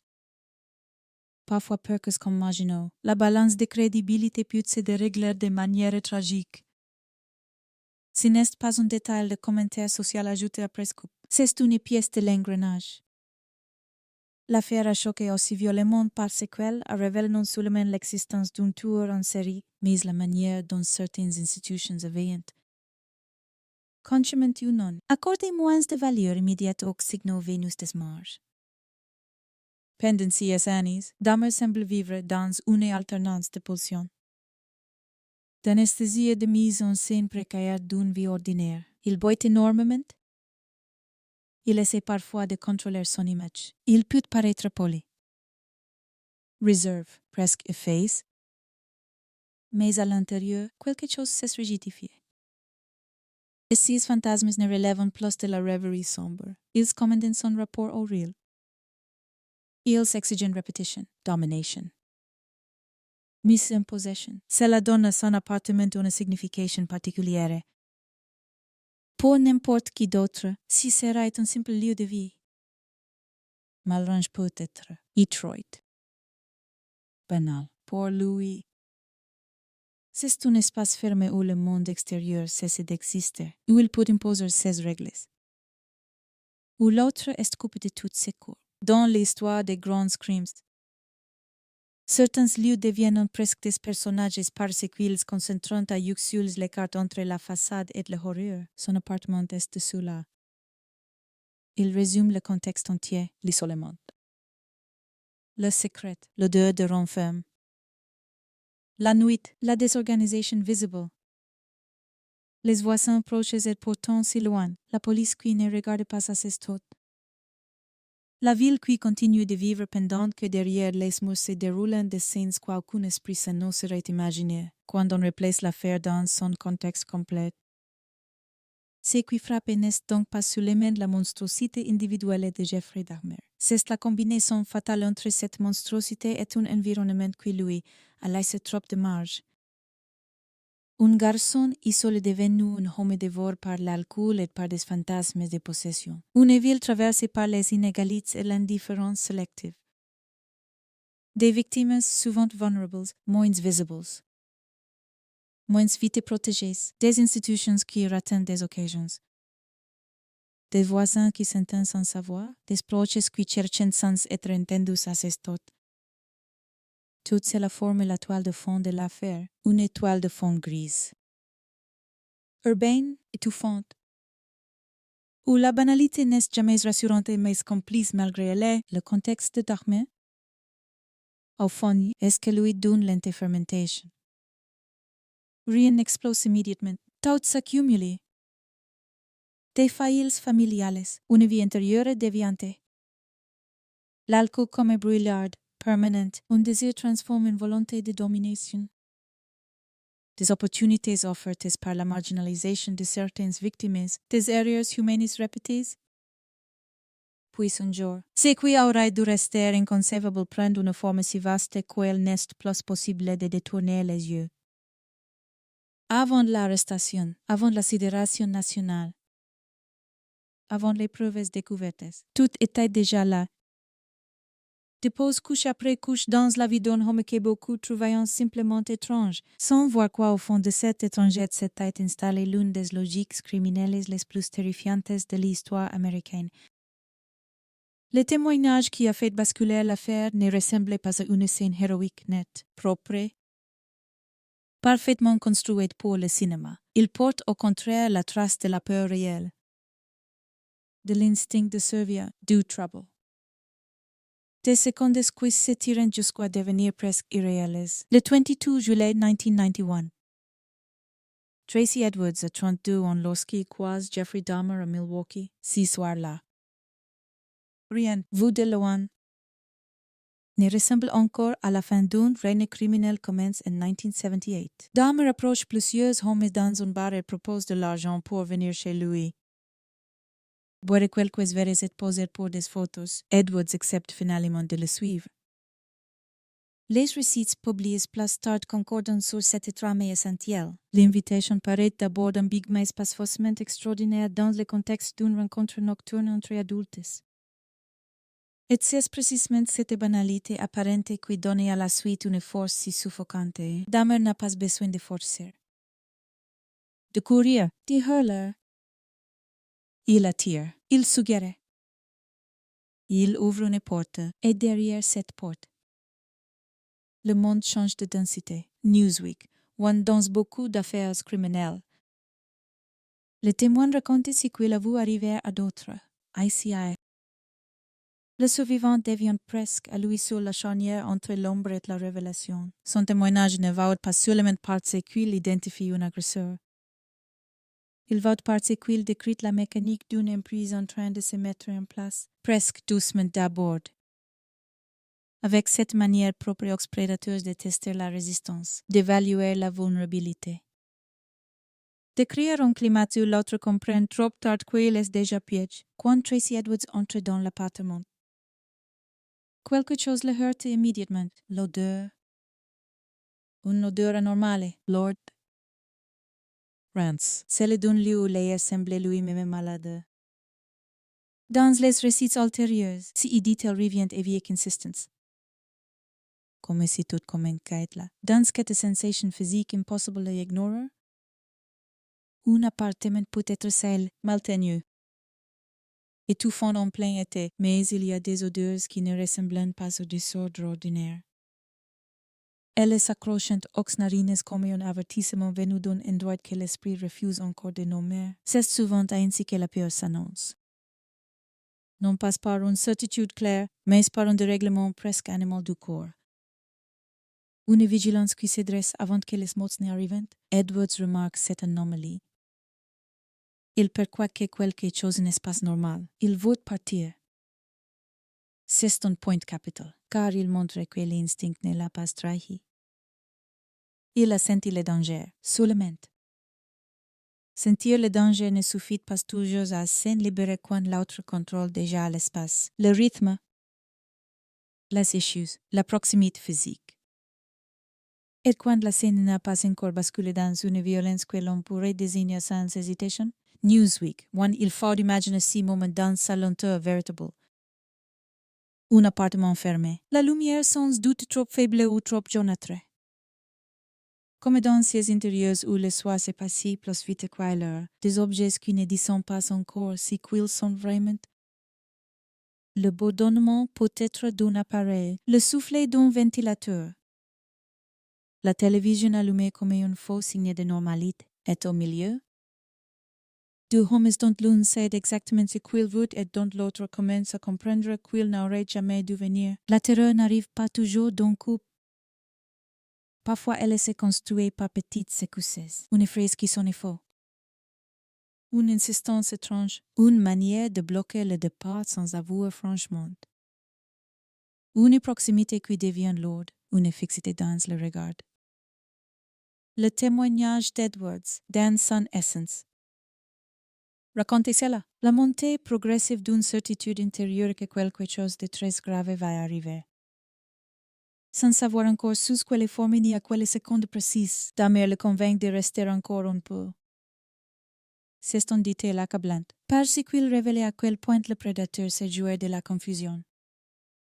Il n'a pas besoin que sa victime se sente en sécurité, il lui suffit qu'elle hésite. Qu'elle temprise, qu'elle se dise qu'elle pourra partir dans une minute. Une minute de plus est souvent tout ce qu'il faut pour qu'un piège se referme. Newsweek, one puisse vient le geste qui transforme l'inconfort en menace immédiate. Dahmer parvient à menotter un des poignets de Tracy Edwards. Pas les deux. Un seul, c'est un détail minuscule en apparence. Mais dans l'économie entière de la scène, il va presque comme un miracle. Une poignée libre, c'est encore une possibilité de calcul. Un espace de réaction, une fraction de chance que l'emprise totale est un espace complet. L'autre détail, plus terrible encore, est l'armée, selon les récits repris par la presse à partir de ce qu'Edwards a raconté. Dahmer le menace avec un couteau. L'atmosphère change alors de nature? Il n'est plus question d'une proposition louche, ni d'un homme bizarre qu'on cherche à quitter poliment. Il s'agit désormais d'un corps captif dans un appartement étranger, face à un homme dont le comportement oscille entre calme et tendu et dérive menaçante. Ceux qui n'ont jamais vécu ce type de pure imaginent souvent qu'on se met alors à crier, à frapper immédiatement, à courir vers la porte. Mais le vrai instinct de survie est souvent plus complexe. Il peut commander l'apaisement plutôt que la confrontation. Il peut imposer le masque, la patience, l'obéissance provisoire. Il peut pousser une victime à parler doucement pour rester vivante quelques minutes de plus. C'est l'un des aspects les plus poignants du témoignage de Tracy Edwards. Il ne racontait pas une bravoure théâtrale, mais une intelligence de survie presque nue. Comprendre, en quelques secondes, que le danger est extrême, comprendre aussi qu'une panique visible peut précipiter la mort. Alors gagner du temps, d'ailleurs si qu'il faut dire. Observer, attendre une faille. Newsweek, il y a dans ce type de scène une dimension psychologique que les mots restituent mal si on les laisse trop sexe. La victime n'est pas seulement menacée par une armée. Elle est aspirée dans la logique mentale de l'agresseur. Elle doit deviner son humeur, anticiper ses gestes, juger ce qui peut l'aggraver ou le calmer. Elle doit devenir, pendant quelques heures, lectrice forcée d'un esprit dérange, sans disposer du moindre mode d'emploi. Tracy Edwards l'a compris ce soir-là avec une lucidité terrible. Il aurait voulu Dahmer changer d'attitude. Devenir plus sombre, plus étrange, plus instable. Les récits évoquent ce moment où Dahmer pose sa tête contre sa poitrine et écoute son cœur battre. La scène, rapportée ensuite par Edwards, est glaçante précisément parce qu'elle est intime d'une façon tordue, presque rituelle. On n'est plus dans la simple menace brutale. On entre dans un territoire beaucoup plus dérangeant, où l'agresseur semble fasciné par la vie qu'il tient à portée de main, par ce cœur qui bat encore, par cette présence qu'il veut à la fois garder, dominer et détruire. Les comptes rendus de ce qu'Edwards a dit plus tard mentionnent aussi des paroles d'une violence insoutenable sur l'intention de le tuer, 6 points à 8 largement relais. Ce n'est pas seulement la peur d'être agressé qui s'installe alors, mais la compréhension soudaine d'être face à quelqu'un pour qui l'autre a cessé d'être un être humain ordinaire. À ce stade, la terreur n'est plus hypothétique. Elle devient presque matérielle. Elle remplit l'air. Elle rend chaque seconde immense. Newsweek one see qui sauve Edwards. Ce n'est ni la force pour ni une occasion spectaculaire tombée du ciel. C'est une succession de micro-décisions. Rester assez calme pour ne pas déclencher l'irréparable. Observe les mouvements de Dahmer. Comprendre qu'il faut attendre le bon moment. Celui où l'attention de l'autre se relâche juste assez. Cela demande un sang-froid que sur le désespoir s'aide parfois à produire. Il est facile, rétrospectivement, de transformer cette fuite en scène nette. Un homme captif, puis une ouverture, puis la course. En réalité, tout a dû se jouer dans une épaisseur de peur presque inimaginable. Il faut penser au bruit du métal de la menotte contre le poignet, à la sensation du métal froid qui rappelle à chaque mouvement que le corps n'est déjà plus libre, à la sueur qui colle la peau, à l'esprit qui calcule sous menace, à l'envie de courir écrasé par la nécessité d'attendre encore quelques secondes. À cette tension terrible où l'on sait qu'une seconde trop tôt peut tuer, mais qu'une seconde trop tard aussi. Edwards laisse croire qu'il coopère, il compose.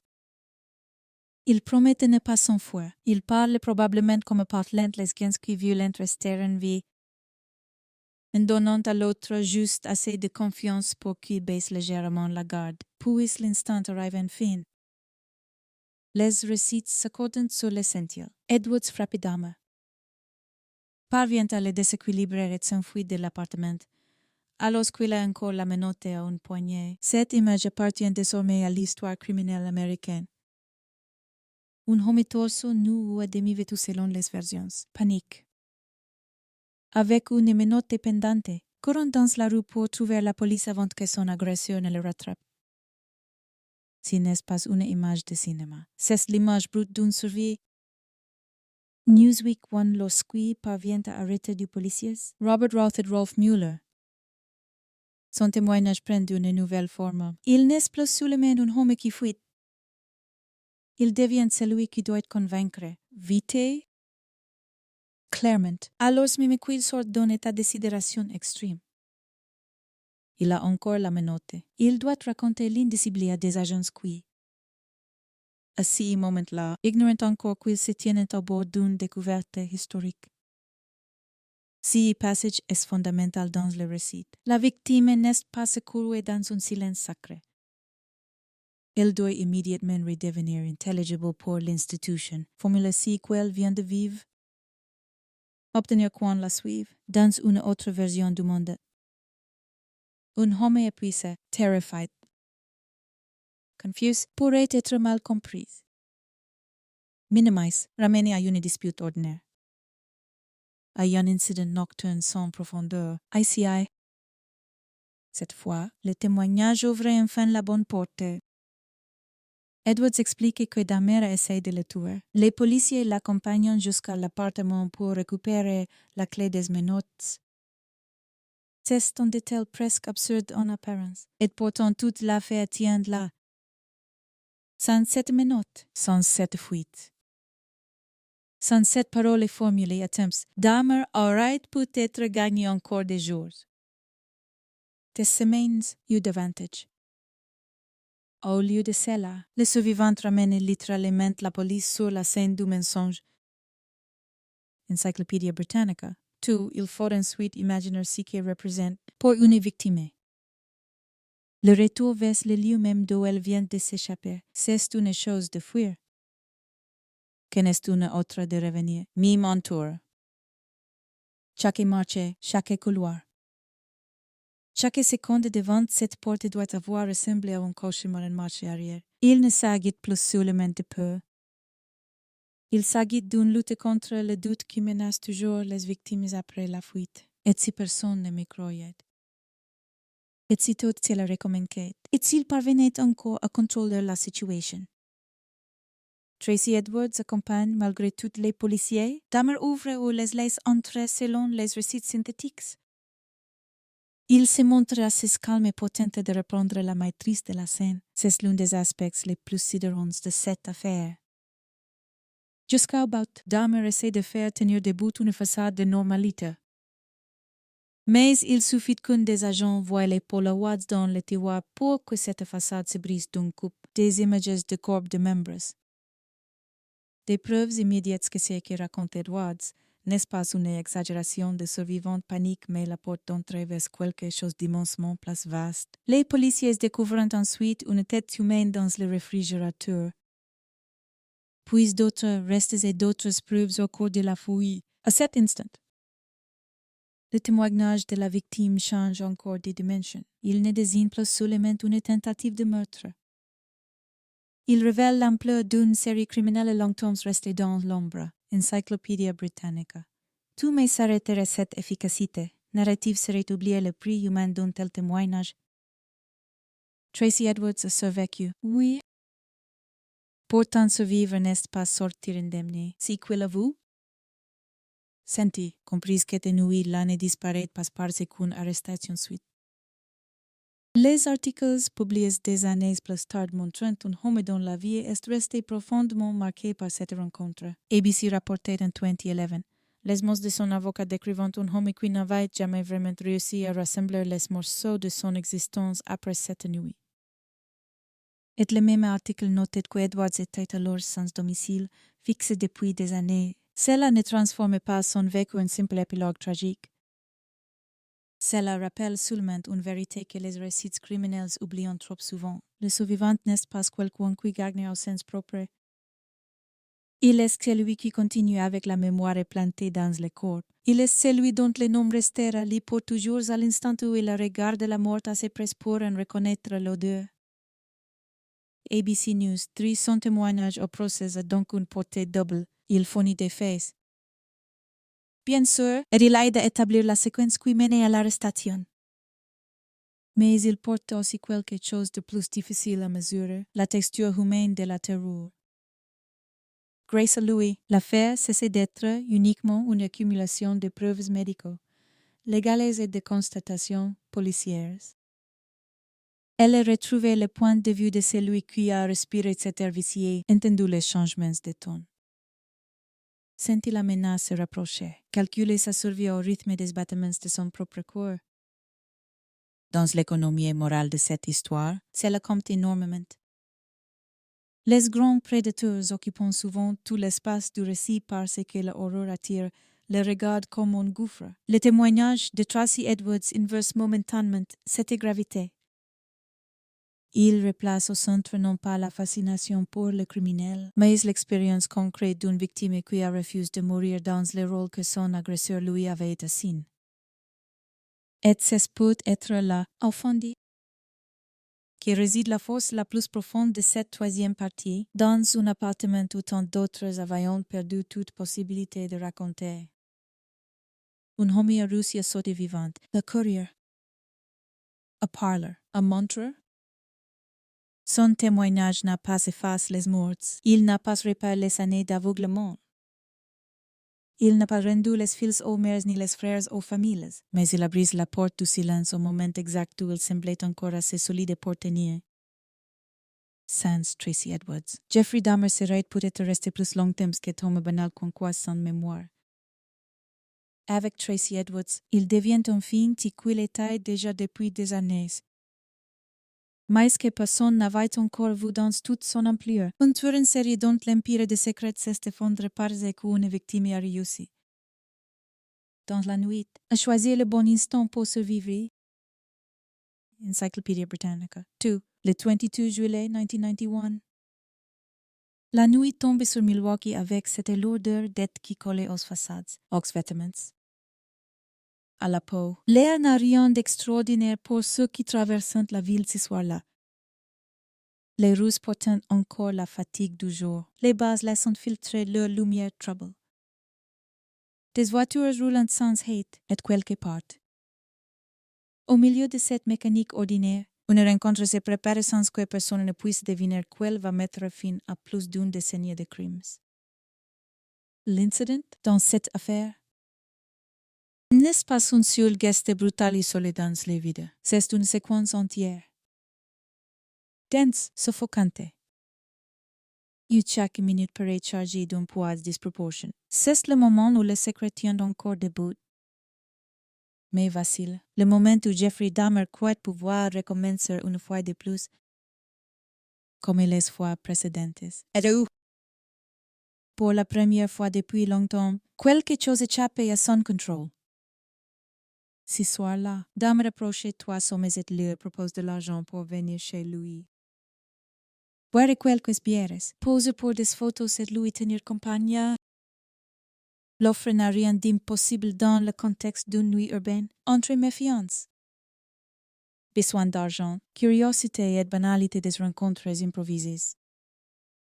Un seul accepte de le suivre, Tracy Edwards. À l'âge de 32 ans, c'est ainsi que l'incident commence vraiment. Non pas avec un cri, non pas avec une portée fracassée. Mais avec cette scène presque insignifiante en apparence, deux hommes qui quittent un lieu public et prennent la direction d'un appartement ordinaire. C'est précisément ces caractères presque banals qui donnent au reste une force si terrifiante. Le danger n'entre pas en scène en brandissant immédiatement sa vraie nature. Il invitait, il suggérait. Il laisse croire qu'il s'agit encore d'un détour quelconque dans la nuit. Federal Bureau of Investigation. One lorsqu'ils arrivent à l'appartement 213 de l'immeuble Oxford Apartments, sur North 25th Street. Quelque chose cloche presque tout de suite. Si n'est pas encore une épreuve, si n'est pas encore un fait clairement nommable, c'est d'abord une sensation, l'odeur, surtout une odeur mauvaise. Lord suspecte une odeur qui n'a pas sa place dans son intérieur sans n'abriter qu'un homme vivant seul. Tracy Edwards la remarque dès l'entrée. L'espace lui-même semble étrange, pas nécessairement au point de déclencher immédiatement la fuite absolue, mais assez pour installer si malaise profond que le corps comprend souvent avant l'esprit. Il y a dans certains lieux une qualité d'air presque hostile, comme si les mots retenaient quelque chose qu'ils ne devraient pas garder. Dahmer, lui, s'emploie à banaliser ce qui ne l'est pas. Il parle, il donne des explications. Il essaie de conserver cette façade fragile de normalité qu'il sait endosser quand cela lui est utile. Il dit que l'odeur vient de la viande avariée. You des produits utilisés pour nettoyer. Il avance comme on avance sur de la glace fine. Doucement, prudemment. Avec si calme fabriqué qui lui a tant de fois permis de gagner du temps. Wikipédia. Tout mais la nuit ne suit pas tout à fait le chemin qu'il avait prévu. Les deux hommes restant dans le salon, parlant un peu. Boivant. La scène semble flotter dans cette zone trouble où une sortie est encore théoriquement possible. Mais où quelque chose commence déjà à se refermer, Dahmer dirige peu à peu le rythme. Il décide de la circulation dans l'appartement, des déplacements, des sujets, des attentes. C'est ainsi que fonctionne une emprise qui s'installe avant la violence ouverte. Elle crée une situation où l'autre n'est pas encore physiquement neutralisé. Mais où sa liberté commence à rétrécir, Edward sent le malaise monter. Il veut partir, il l'exprime. Ou le fait comprendre, Dahmer insiste. Il n'y a pas encore d'explosion, seulement cette résistance dose. Collante, presque poli, par laquelle un homme signale qu'il ne vous laissera pas partir aussi facilement que prévu, dans d'autres circonstances. On parlerait d'une note un peu étrange, un peu lourde, un peu dérangeante. ICI. Cette insistance devient le premier bâtiment de la menace, le simple fait de devoir négocier son départ dans un lieu où l'on ne voulait rester que quelques instants suffit de faire changer l'air. La nuit n'est plus fluide, elle devient compacte. Wikipédia, tout puis survient l'instant qui fait passer l'inquiétude à la terreur. Dahmer demande à Edwards de tourner la tête vers l'aquarium. Le geste paraît anodin, presque absurde dans son apparente douceur, comme si l'on voulait détourner un ami vers son détail décoratif. Et c'est précisément à cet instant que le piège se referme. Dahmer passe une minute à l'un des poignets de Tracy Edwards. Il tente d'enfermer l'autre aussi, mais n'y parvient pas. Un poignet libre. Un détail minuscule, presque ridicule. Et pourtant, toute la suite de l'affaire tient dans cette infime imperfection mécanique, si les deux poignets avaient été verrouillés. La fin de la nuit aurait pu être toute différente. Il y a parfois, dans les dossiers criminels, des détails si petits qu'on pourrait les manquer à la lecture. ICI, cette seconde minute manquée devient l'un des 16 détails que l'histoire entière retiendra sans jamais pouvoir lui rendre toute sa gravité. À partir de là, il n'existe plus d'ambiguïté. Dahmer n'est plus un homme excentrique ou inquiétant. Il devient une menace directe, physique, immédiate. Wikipédia. Tout il brandit ensuite un couteau et commence à contrôler la scène avec une intensité glaciale, ce n'est pas une violence explosive au sens le plus visible du terme. Si qui glace ici, c'est au contraire la tension sourde. La manière dont tout semble osciller entre immobilité et mort imminente, Edwards comprend qu'il jouait sa vie dans un appartement fermé dont il ne maîtrise rien. Il y a un couteau, il y a une menotte. Il y a cet homme devant lui, Jeffrey Dahmer, dont le comportement devient de plus en plus instable, plus sombre, Plus étrangement concentre. Dans les récits de cette nuit, on dit-elle revient de laïs derrière lui une impression presque irréelle. Dame Force Edwards l'accompagnait jusque dans la chambre où tourne un extrait de L'Exorciste 3, un film qu'il appréciait particulièrement. Tandis qu'un grand baril bleu est visible dans la pièce et qu'une odeur forte s'en dégage, la scène a quelque chose d'étouffant, de malade, comme si le réel lui même se déformait à l'intérieur de cet appartement. Une chambre avec des affiches d'hommes nus sur les murs, une cassette vidéo allumée, une faute dans un coin, un couteau dans une main, une menotte à une poignette est au centre. Deux hommes dont l'un sait exactement ce qu'il peut faire et dont l'autre commence à mesurer que sa seule chance est de rester assez calme pour ne pas mourir tout de suite. Wikipédia. Tout le cœur de l'incident se trouve là. Dans cette longue suspension, on imagine souvent les agressions comme une succession de gestes rapides, nets, spectaculaires. Mais la vraie terreur peut prendre une autre forme. Elle peut durer. Elle peut s'installer dans les minutes, voire dans les heures. Elle oblige la victime à vivre dans une vigilance extrême, à surveiller chaque variation d'humeur, chaque déplacement, chaque regard. Tracy Edwards ne survit pas cette nuit-là parce qu'il est plus fort. Il survit parce qu'il comprend qu'il faut gagner du temps. Il parle à Dahmer, il essaie de l'apaiser. Il lui fait croire qu'il ne va pas s'enfuir. Il compose avec la folie qui se tient devant lui. C'est une forme de courage qu'on reconnaît mal parce qu'elle n'a rien de théâtral. Elle ne ressemble pas à une charge héroïque. Elle ressemble à une intelligence de survie nue, animalée, tendue au maximum. Le corps veut fuir. L'instinct profond dit pourtant d'attendre le moment où l'attention de l'agresseur se relâchera juste assez. Pas avant, pas après. La mort, dans ces instants-là, tout semble presque respirer dans la peace. All that's interesting. 3. La scène devient encore plus dérangeante par sa dimension presque intime et pervertie.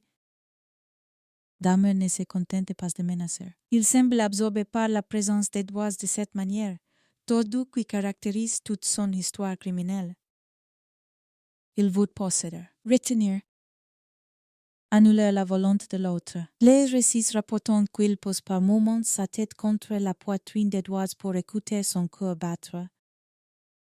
Le geste est si étrange qu'il donnait à l'incident une profondeur psychologique presque insoutenable. Il ne s'agit pas seulement d'un homme armé qui cherchait à tuer. Il s'agit d'un homme fasciné par le vivant précisément parce qu'il veut l'immobiliser, l'empêcher de partir.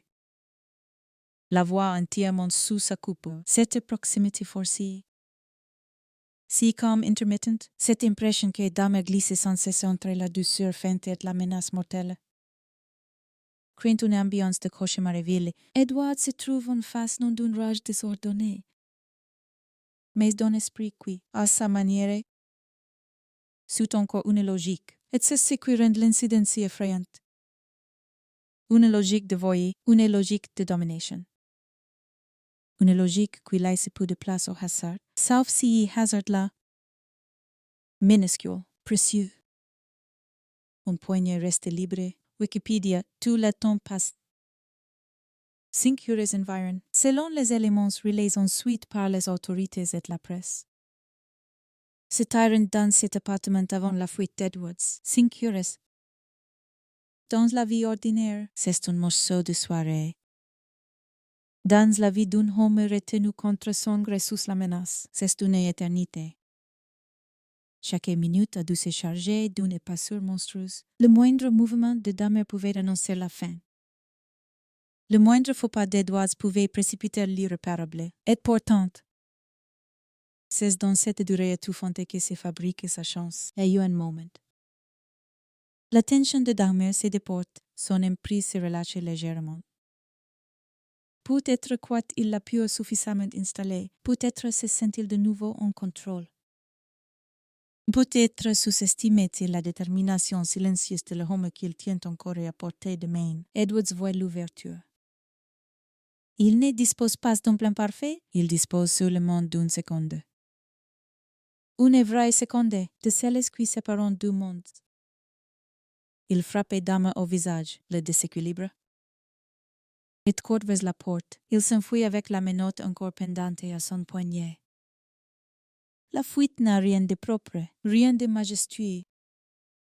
C'est un arrachement, un corps qui jaillit d'un appartement de mort et qui se met à courir avant même d'avoir le temps de croire à sa propre chance. Wikipedia 2, verse 23, age 30, deux policiers de Milwaukee.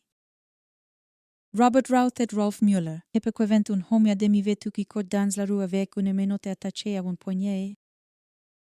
L'image est assez forte pour interrompre instantanément la routine d'une patrouille de nuit. Tracy Edwards les arrête et leur raconte, dans la confusion et la panique, qu'un homme l'a retenu chez lui et menace avec un couteau. Il faut imaginer la scène du point de vue des policiers avant qu'ils ne sachent. Pour exemple, à cet instant précis, il s'agit d'un incident grave.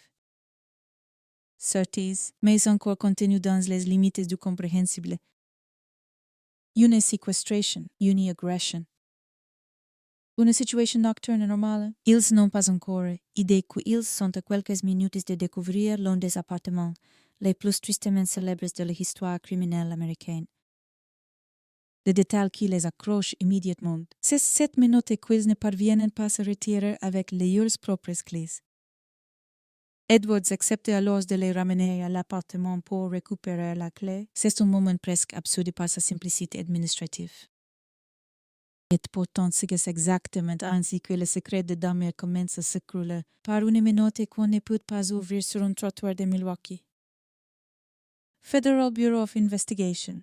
On le retour vers l'immeuble à quelque chose d'irréel. D'un côté, le survivant, encore sous le choc, oblige de revenir là d'où il vient de s'arracher. De l'autre, deux policiers qui avancent sans encore mesurer l'ampleur de ce qu'ils vont trouver. Puis la porte de l'appartement 213. Dahmer les laisse entrer, et c'est ici que l'incident devient bascule historique. Face-Ox Agents, il essaye encore de jouer le calme, de normaliser l'inexplicable, d'adopter quelques postures de banalité polie qui lui a si longtemps servi de camouflage. Il reconnaît avoir menotté Edwards, mais il tente de noyer le tout dans une évasion confuse. Rien dans ses premiers mots n'avoue le gouffre, il faut encore un geste. En regard, une petite désobéissance policière à la mise en scène.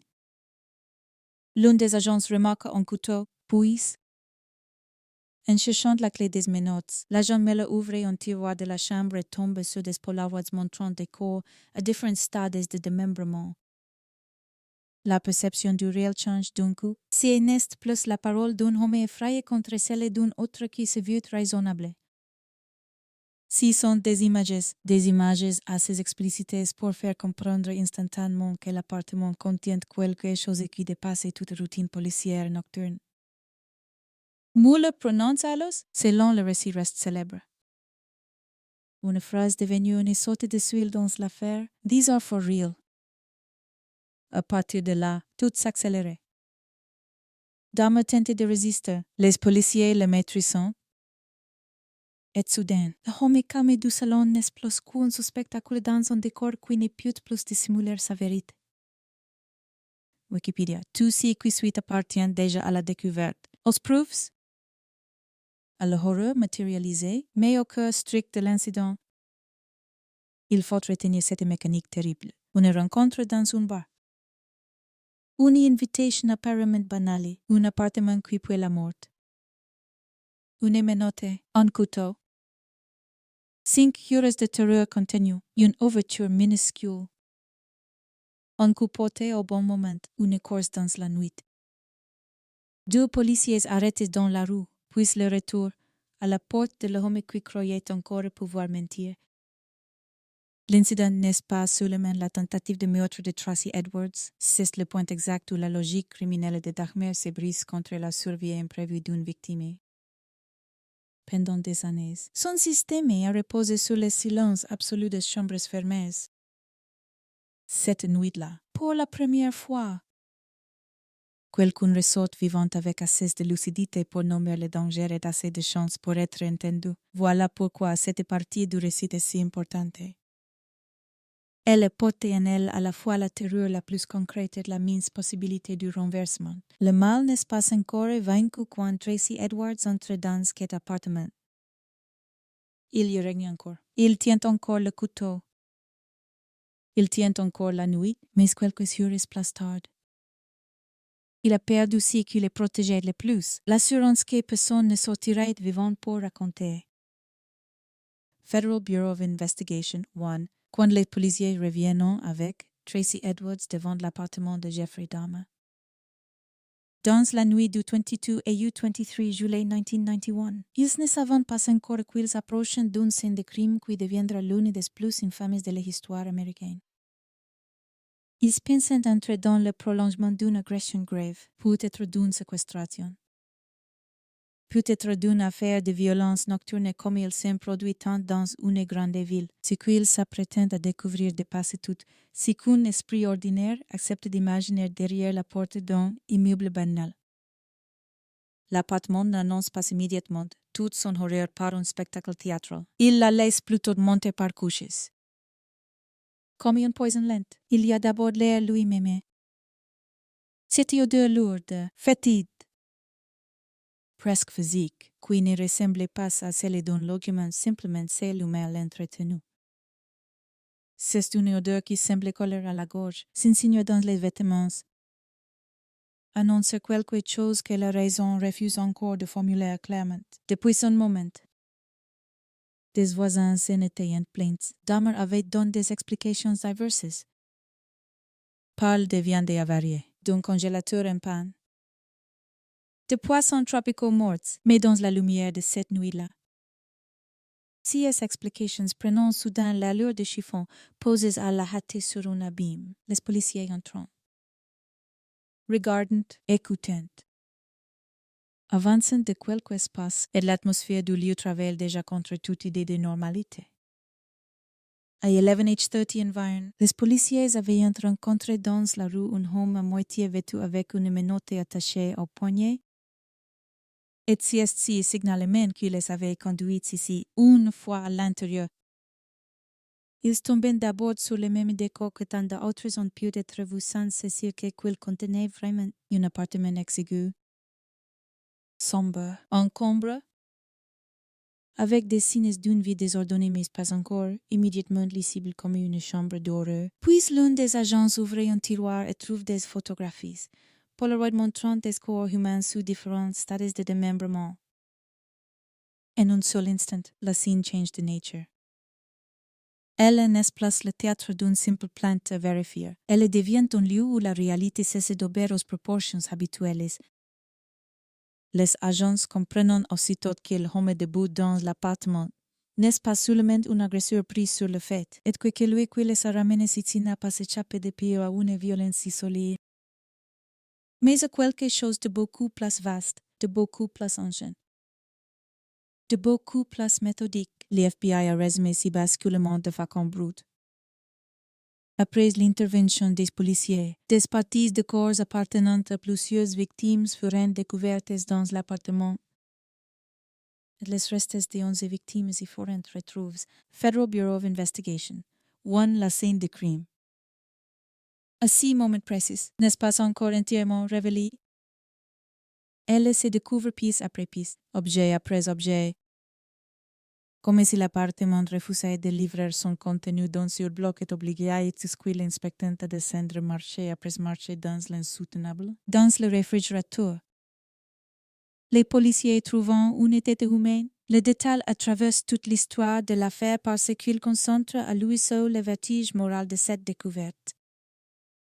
Un réfrigérateur appartient à la banalité la plus intime, à la conservation des aliments, aux gestes simples de la vie domestique. Le bois transforme en coffre-fort pour des restes humains anéantis toute frontière rassurante entre intérieur ordinaire et violence extrême. À partir de là, chaque immeuble devient suspect. Chaque contenant devient une menace. Chaque porte fermée semble pouvoir cacher un fragment de cauchemar. d'autres restes sont découverts dans l'appartement, au point que le premier rapport transmis au FBI évoque des têtes décapitées, des torses, de nombreuses mains et d'autres parties de corps visibles sur les lieux. Plus tard, des synthèses du dossier en rappellent qu'un congélateur contenait deux têtes placées dans des sacs, qu'un classeur ou meuble de rangement renfermait plusieurs crânes, et que des photographies détaillant les différentes étapes de la mutilation des victimes. FBI 2, il faut imaginer les premières instances de cette fouille non comme un inventaire abstrait, mais comme un choc sensoriel continu. Le regard d'un policier qui s'arrête trop longtemps sur un contour qu'il ne comprend pas tout de suite. Le bourdonnement d'un appareil ménager qui continue. Absurdes et fonctionnant au milieu de l'horreur. La lumière intérieure du réfrigérateur qui éclaire non pas de la nourriture mais une preuve inhumaine. Le bruit d'un tiroir qu'on ouvre avec le geste professionnel de la routine et qui, soudain, vous jette à la figure l'impossible. La scène de crime n'est pas seulement un ensemble d'éléments matériels, c'est un espace qui semblait avoir été soustrait aux règles communes de l'existence. Un endroit où la fonction des objets a été pervertie jusqu'à devenir méconnaissable. ICI. Un récipient contient place. Il dissimulait. Une photographie ne conserve place un souvenir. Elle documente une domination. Une chambre n'abrite plus le repos. Elle devient l'atelier d'un effacement humain. C'est peut-être ce qui suscite le plus les enquêteurs à ce stade. Pas seulement la présence de restes humains. Mais la logique glacée qui organise leur présence, rien n'évoque la panique d'un meurtre unique suivi d'un camouflage précipité. Tout suggère la répétition, l'habitude, la méthode, les photographies. En particulier, jouant un rôle essentiel dans les premiers indices. Parce qu'elles révèlent une volonté de conserver, de revoir, d'ordonner, de garder la trace visuelle des actes. Elles ne servent pas simplement de souvenirs privés au sens pathologique du terme, elles sont aussi. Pour les enquêteuses, les premiers témoins muets de l'ampleur de la série. Elles montrent que ce qui s'est produit dans cet appartement ne relevait pas d'une seule nuit de folie, elles prouvant la continuité. La répétition, le système. Elles offrent aux policiers le premier langage tangible d'un crime de masse intime, presque artisanal dans sa façon de ramener plusieurs vies au statut d'objets manipulés. Le fait rappelle que l'ensemble des preuves matérielles, des restes physiques ou subtils utilisés pour torturer et démembrer les victimes. Et ensuite est envoyé pour analyse, Federal Bureau of Investigation, très vite. La scène de crime s'élargit dans l'esprit des enquêteurs au-delà des séquelles en sous les yeux, quand un appartement contient des restes humains multiples. Des têtes, des ossements, des images de corps mutilés, il cesse d'être un simple lieu. Il devient un calendrier invisible de disparition. Chaque fragment renvoie à un nom encore inconnu. À une famille qui ne cède pas encore. À une absence qui n'a peut-être jamais été correctement reliée à d'autres. Les premiers indices dans cette affaire ont donc une double fonction. Ils établissent la matérialité du crime. Bien sûr, mais ils annoncent aussi une temporalité vertigineuse. Ce que les policiers découvrent n'est pas seulement l'aboutissement de la nuit du 22 juillet 1991. C'est le résidu accumulé de plusieurs années. Le rapport du FBI et les synthèses postérieures indiquent que les restes de 11 victimes se trouvaient encore dans l'appartement au moment de l'arrestation et que l'enquête liera finalement damer d'except meurtres. Cela signifie qu'en quelques minutes à peine. La police comprend que la scène n'est pas locale dans le sens temporel du terme. Le crime n'est pas ici seulement présent. Il est stratifié, il a des couches. Il a de l'âge, il a une histoire cachée sous des portes. Dans des sacs, derrière des tiroirs. Dans des appareils ménagers, au fond de récipients que personne n'aurait dû avoir à ouvrir. Federal Bureau of Investigation. Un parmi les premiers éléments qui frappent également les enquêteurs figure la présence d'un grand baril contenant de l'acide, souvent décrit comme un récipient, utilisent pour tenter de faire disparaître les corps. Là encore, la violence de la découverte tient autant à l'objet qu'à l'idée qu'il matérialise. Un baril n'est pas seulement un contenant. Dans ce contexte, il devient la preuve d'un projet d'effacement systématique. Il suggère que la mort n'était pas, pour Dahmer, la fin du processus. Après le meurtre venait encore la manipulation du corps, sa destruction. Sa transformation, sa reduction in pieces ou en matières plus faciles à cacher. L'indice est capital, car il montre que la scène de crime n'est pas le simple résultat chaotique d'actes impulsifs. Elle est la trace d'un travail postérieur au meurtre, d'une suite opératoire, d'une routine presque industrielle installée dans un appartement de ville. Britannica a relevé que la fouille avait permis de découvrir non seulement une tête dans le réfrigérateur, mais aussi de nombreuses parties de corps et plusieurs squelettes. D'autres synthèses historiques rappelant la présence d'une couvée ou d'un récipient d'acide utilisés pour se débarrasser des victimes. S'ils ne sont pas des détails annexes, s'ils sont les premiers indices de la structure mentale du criminel. Conserver certains restes, en détruire d'autres. Garder des photographies, organiser l'espace en fonction de ses besoins de domination et d'effacement. Encyclopédia Britannica, 3 qui rend cette scène encore plus terrifiante, c'est qu'elle se trouve au cœur d'un immeuble habité. Dans un environnement urbain où la vie continue autour sans percevoir toute l'ampleur du mal enfermé là, derrière les murs. Des voisins vivaillant avec des odeurs inhabituelles, des bruits étranges parfois. Des allées et venues sans doute remarquées puis banalisées, et pourtant, il a fallu la fuite d'une victime vivante pour que les premiers indices soient enfin regardés pour ce qu'ils étaient. Cette idée donnait à la scène de crime une dimension presque civique. Elle n'est pas seulement un lieu de barbarie. Elle devient le révélateur d'un aveuglement collectif. Les premiers indices étaient là depuis plus longtemps qu'on ne voulait l'admettre, mais ils s'étaient fragmentés. Neutralisés par les explications de Dahmer, étouffés par l'ordinaire. Noise dans la routine, dans les préjugés. Dans ces vieux réflexes qui consistent à ne pas imaginer le pire quand le pire se trouve pourtant à quelques mètres. Ainsi.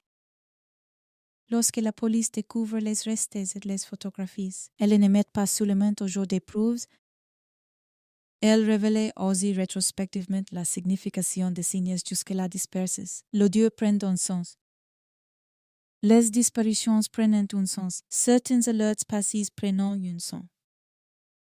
Le lieu entier se met à parler d'un seul coup, mais il parle trop tard pour ceux qui n'y sont jamais ressortis. Federal Bureau of Investigation.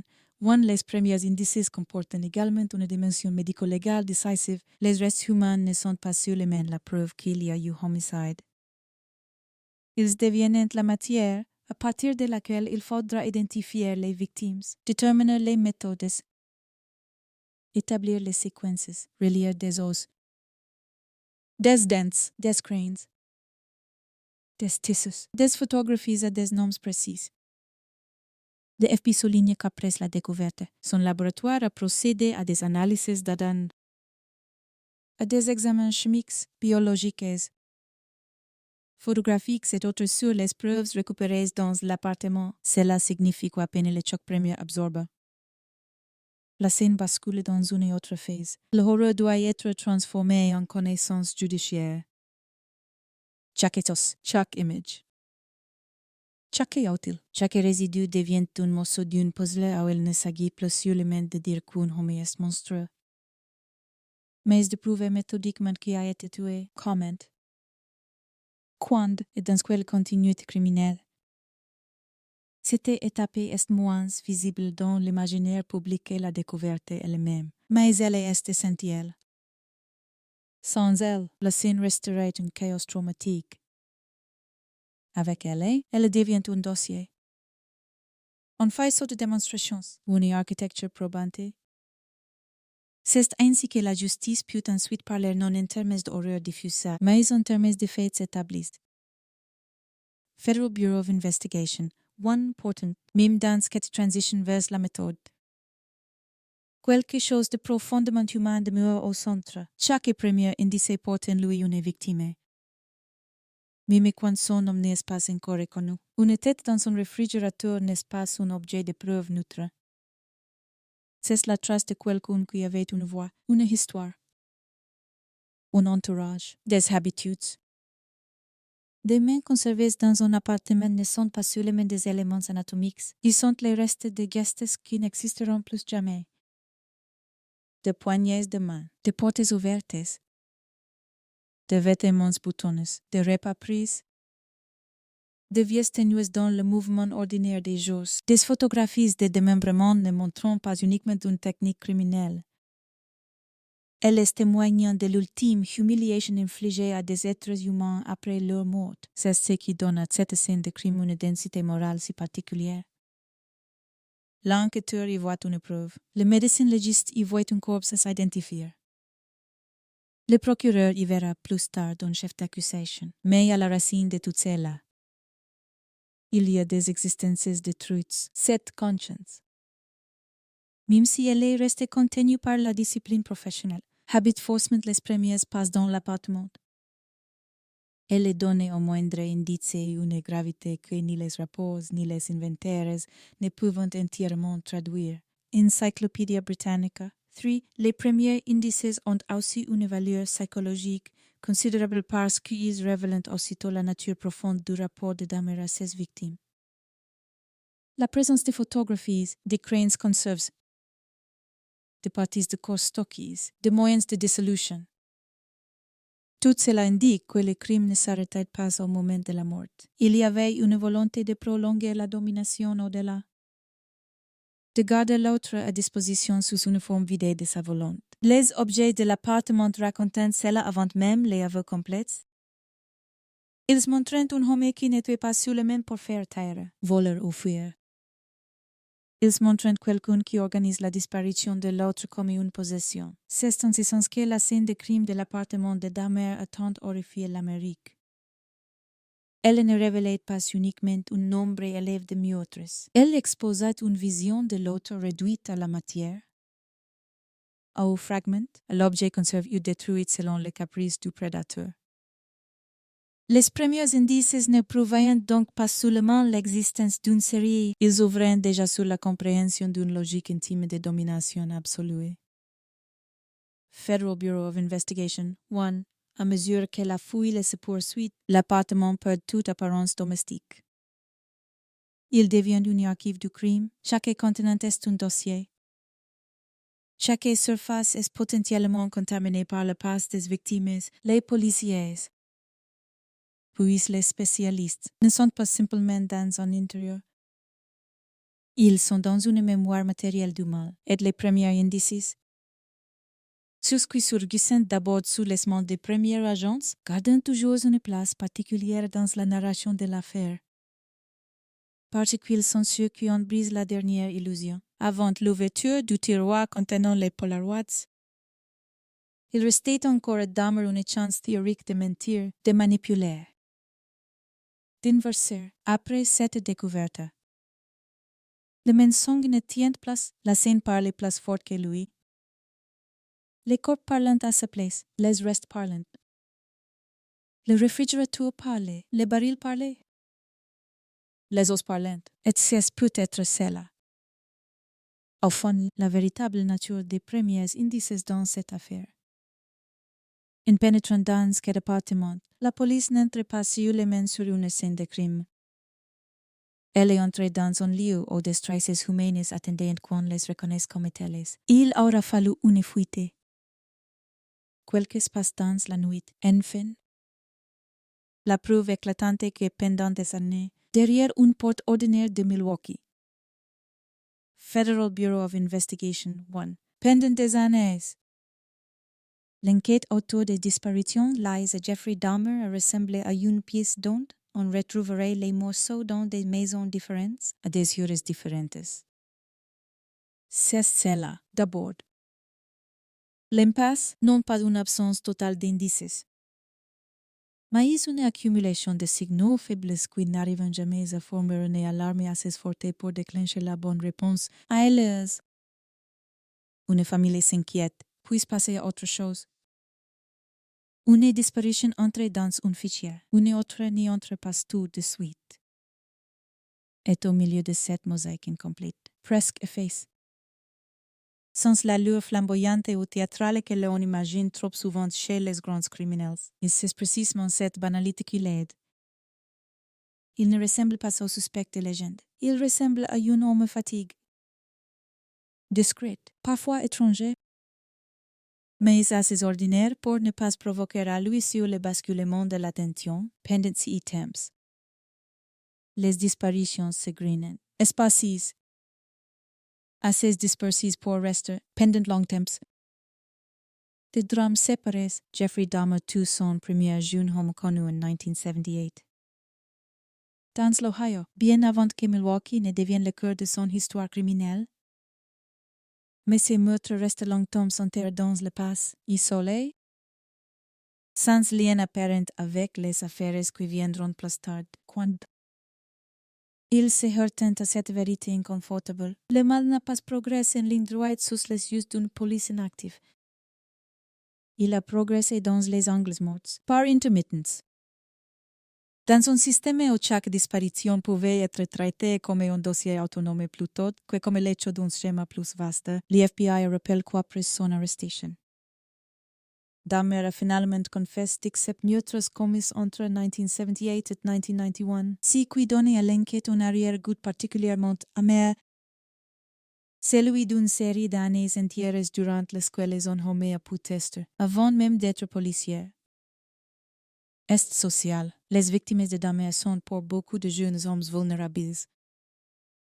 Plusieurs issus de minorités racialisées, certains homosexuels ou percus comme tels. D'autres précaires, sous de passage, sans filet de protection solide autour d'eux. Or, dans l'Amérique urbaine des années 1980, toutes les disparitions ne déclenchent pas la même urgence émotionnelle ni institutionnelle. Certaines familles doivent insister plus longtemps pour être entendues, certaines inquiétudes se heurtent à des soupçons implicites, à des jugements sur le mode de vie, à cette idée qu'un adulte jeune a pu partir volontairement. S'éloigner sans prévenir, cette hiérarchie tacite des vies regardées et des vies négligées joue un rôle décisif. Si n'est pas une abstraction militante plaquée après coup, c'est l'une des clés concrètes de l'impasse. Quand les disparitions concernent des hommes jeunes qui fréquentent des bars, des quartiers pauvres, des marges sociales ou sexuelles peu considérées par les institutions, l'urgence se dilue. Le dossier n'explose pas tout de suite, il s'alourdit lentement, presque silencieusement. Des analyses rétrospectives sur la gestion des disparitions à Milwaukee ont montré combien les procédures de l'époque pouvaient retarder la prise en charge et combien certains profils de victimes bénéficiaient de moins d'attention immédiate. Pendency items, Dahmer exploite exactement ce terrain. Il ne chasse pas dans un univers où chaque disparition déclenche une mobilisation immédiate. Il se déplace dans un monde où la marge protège paradoxalement le prédateur. Il attire ses victimes dans des bars, dans la rue.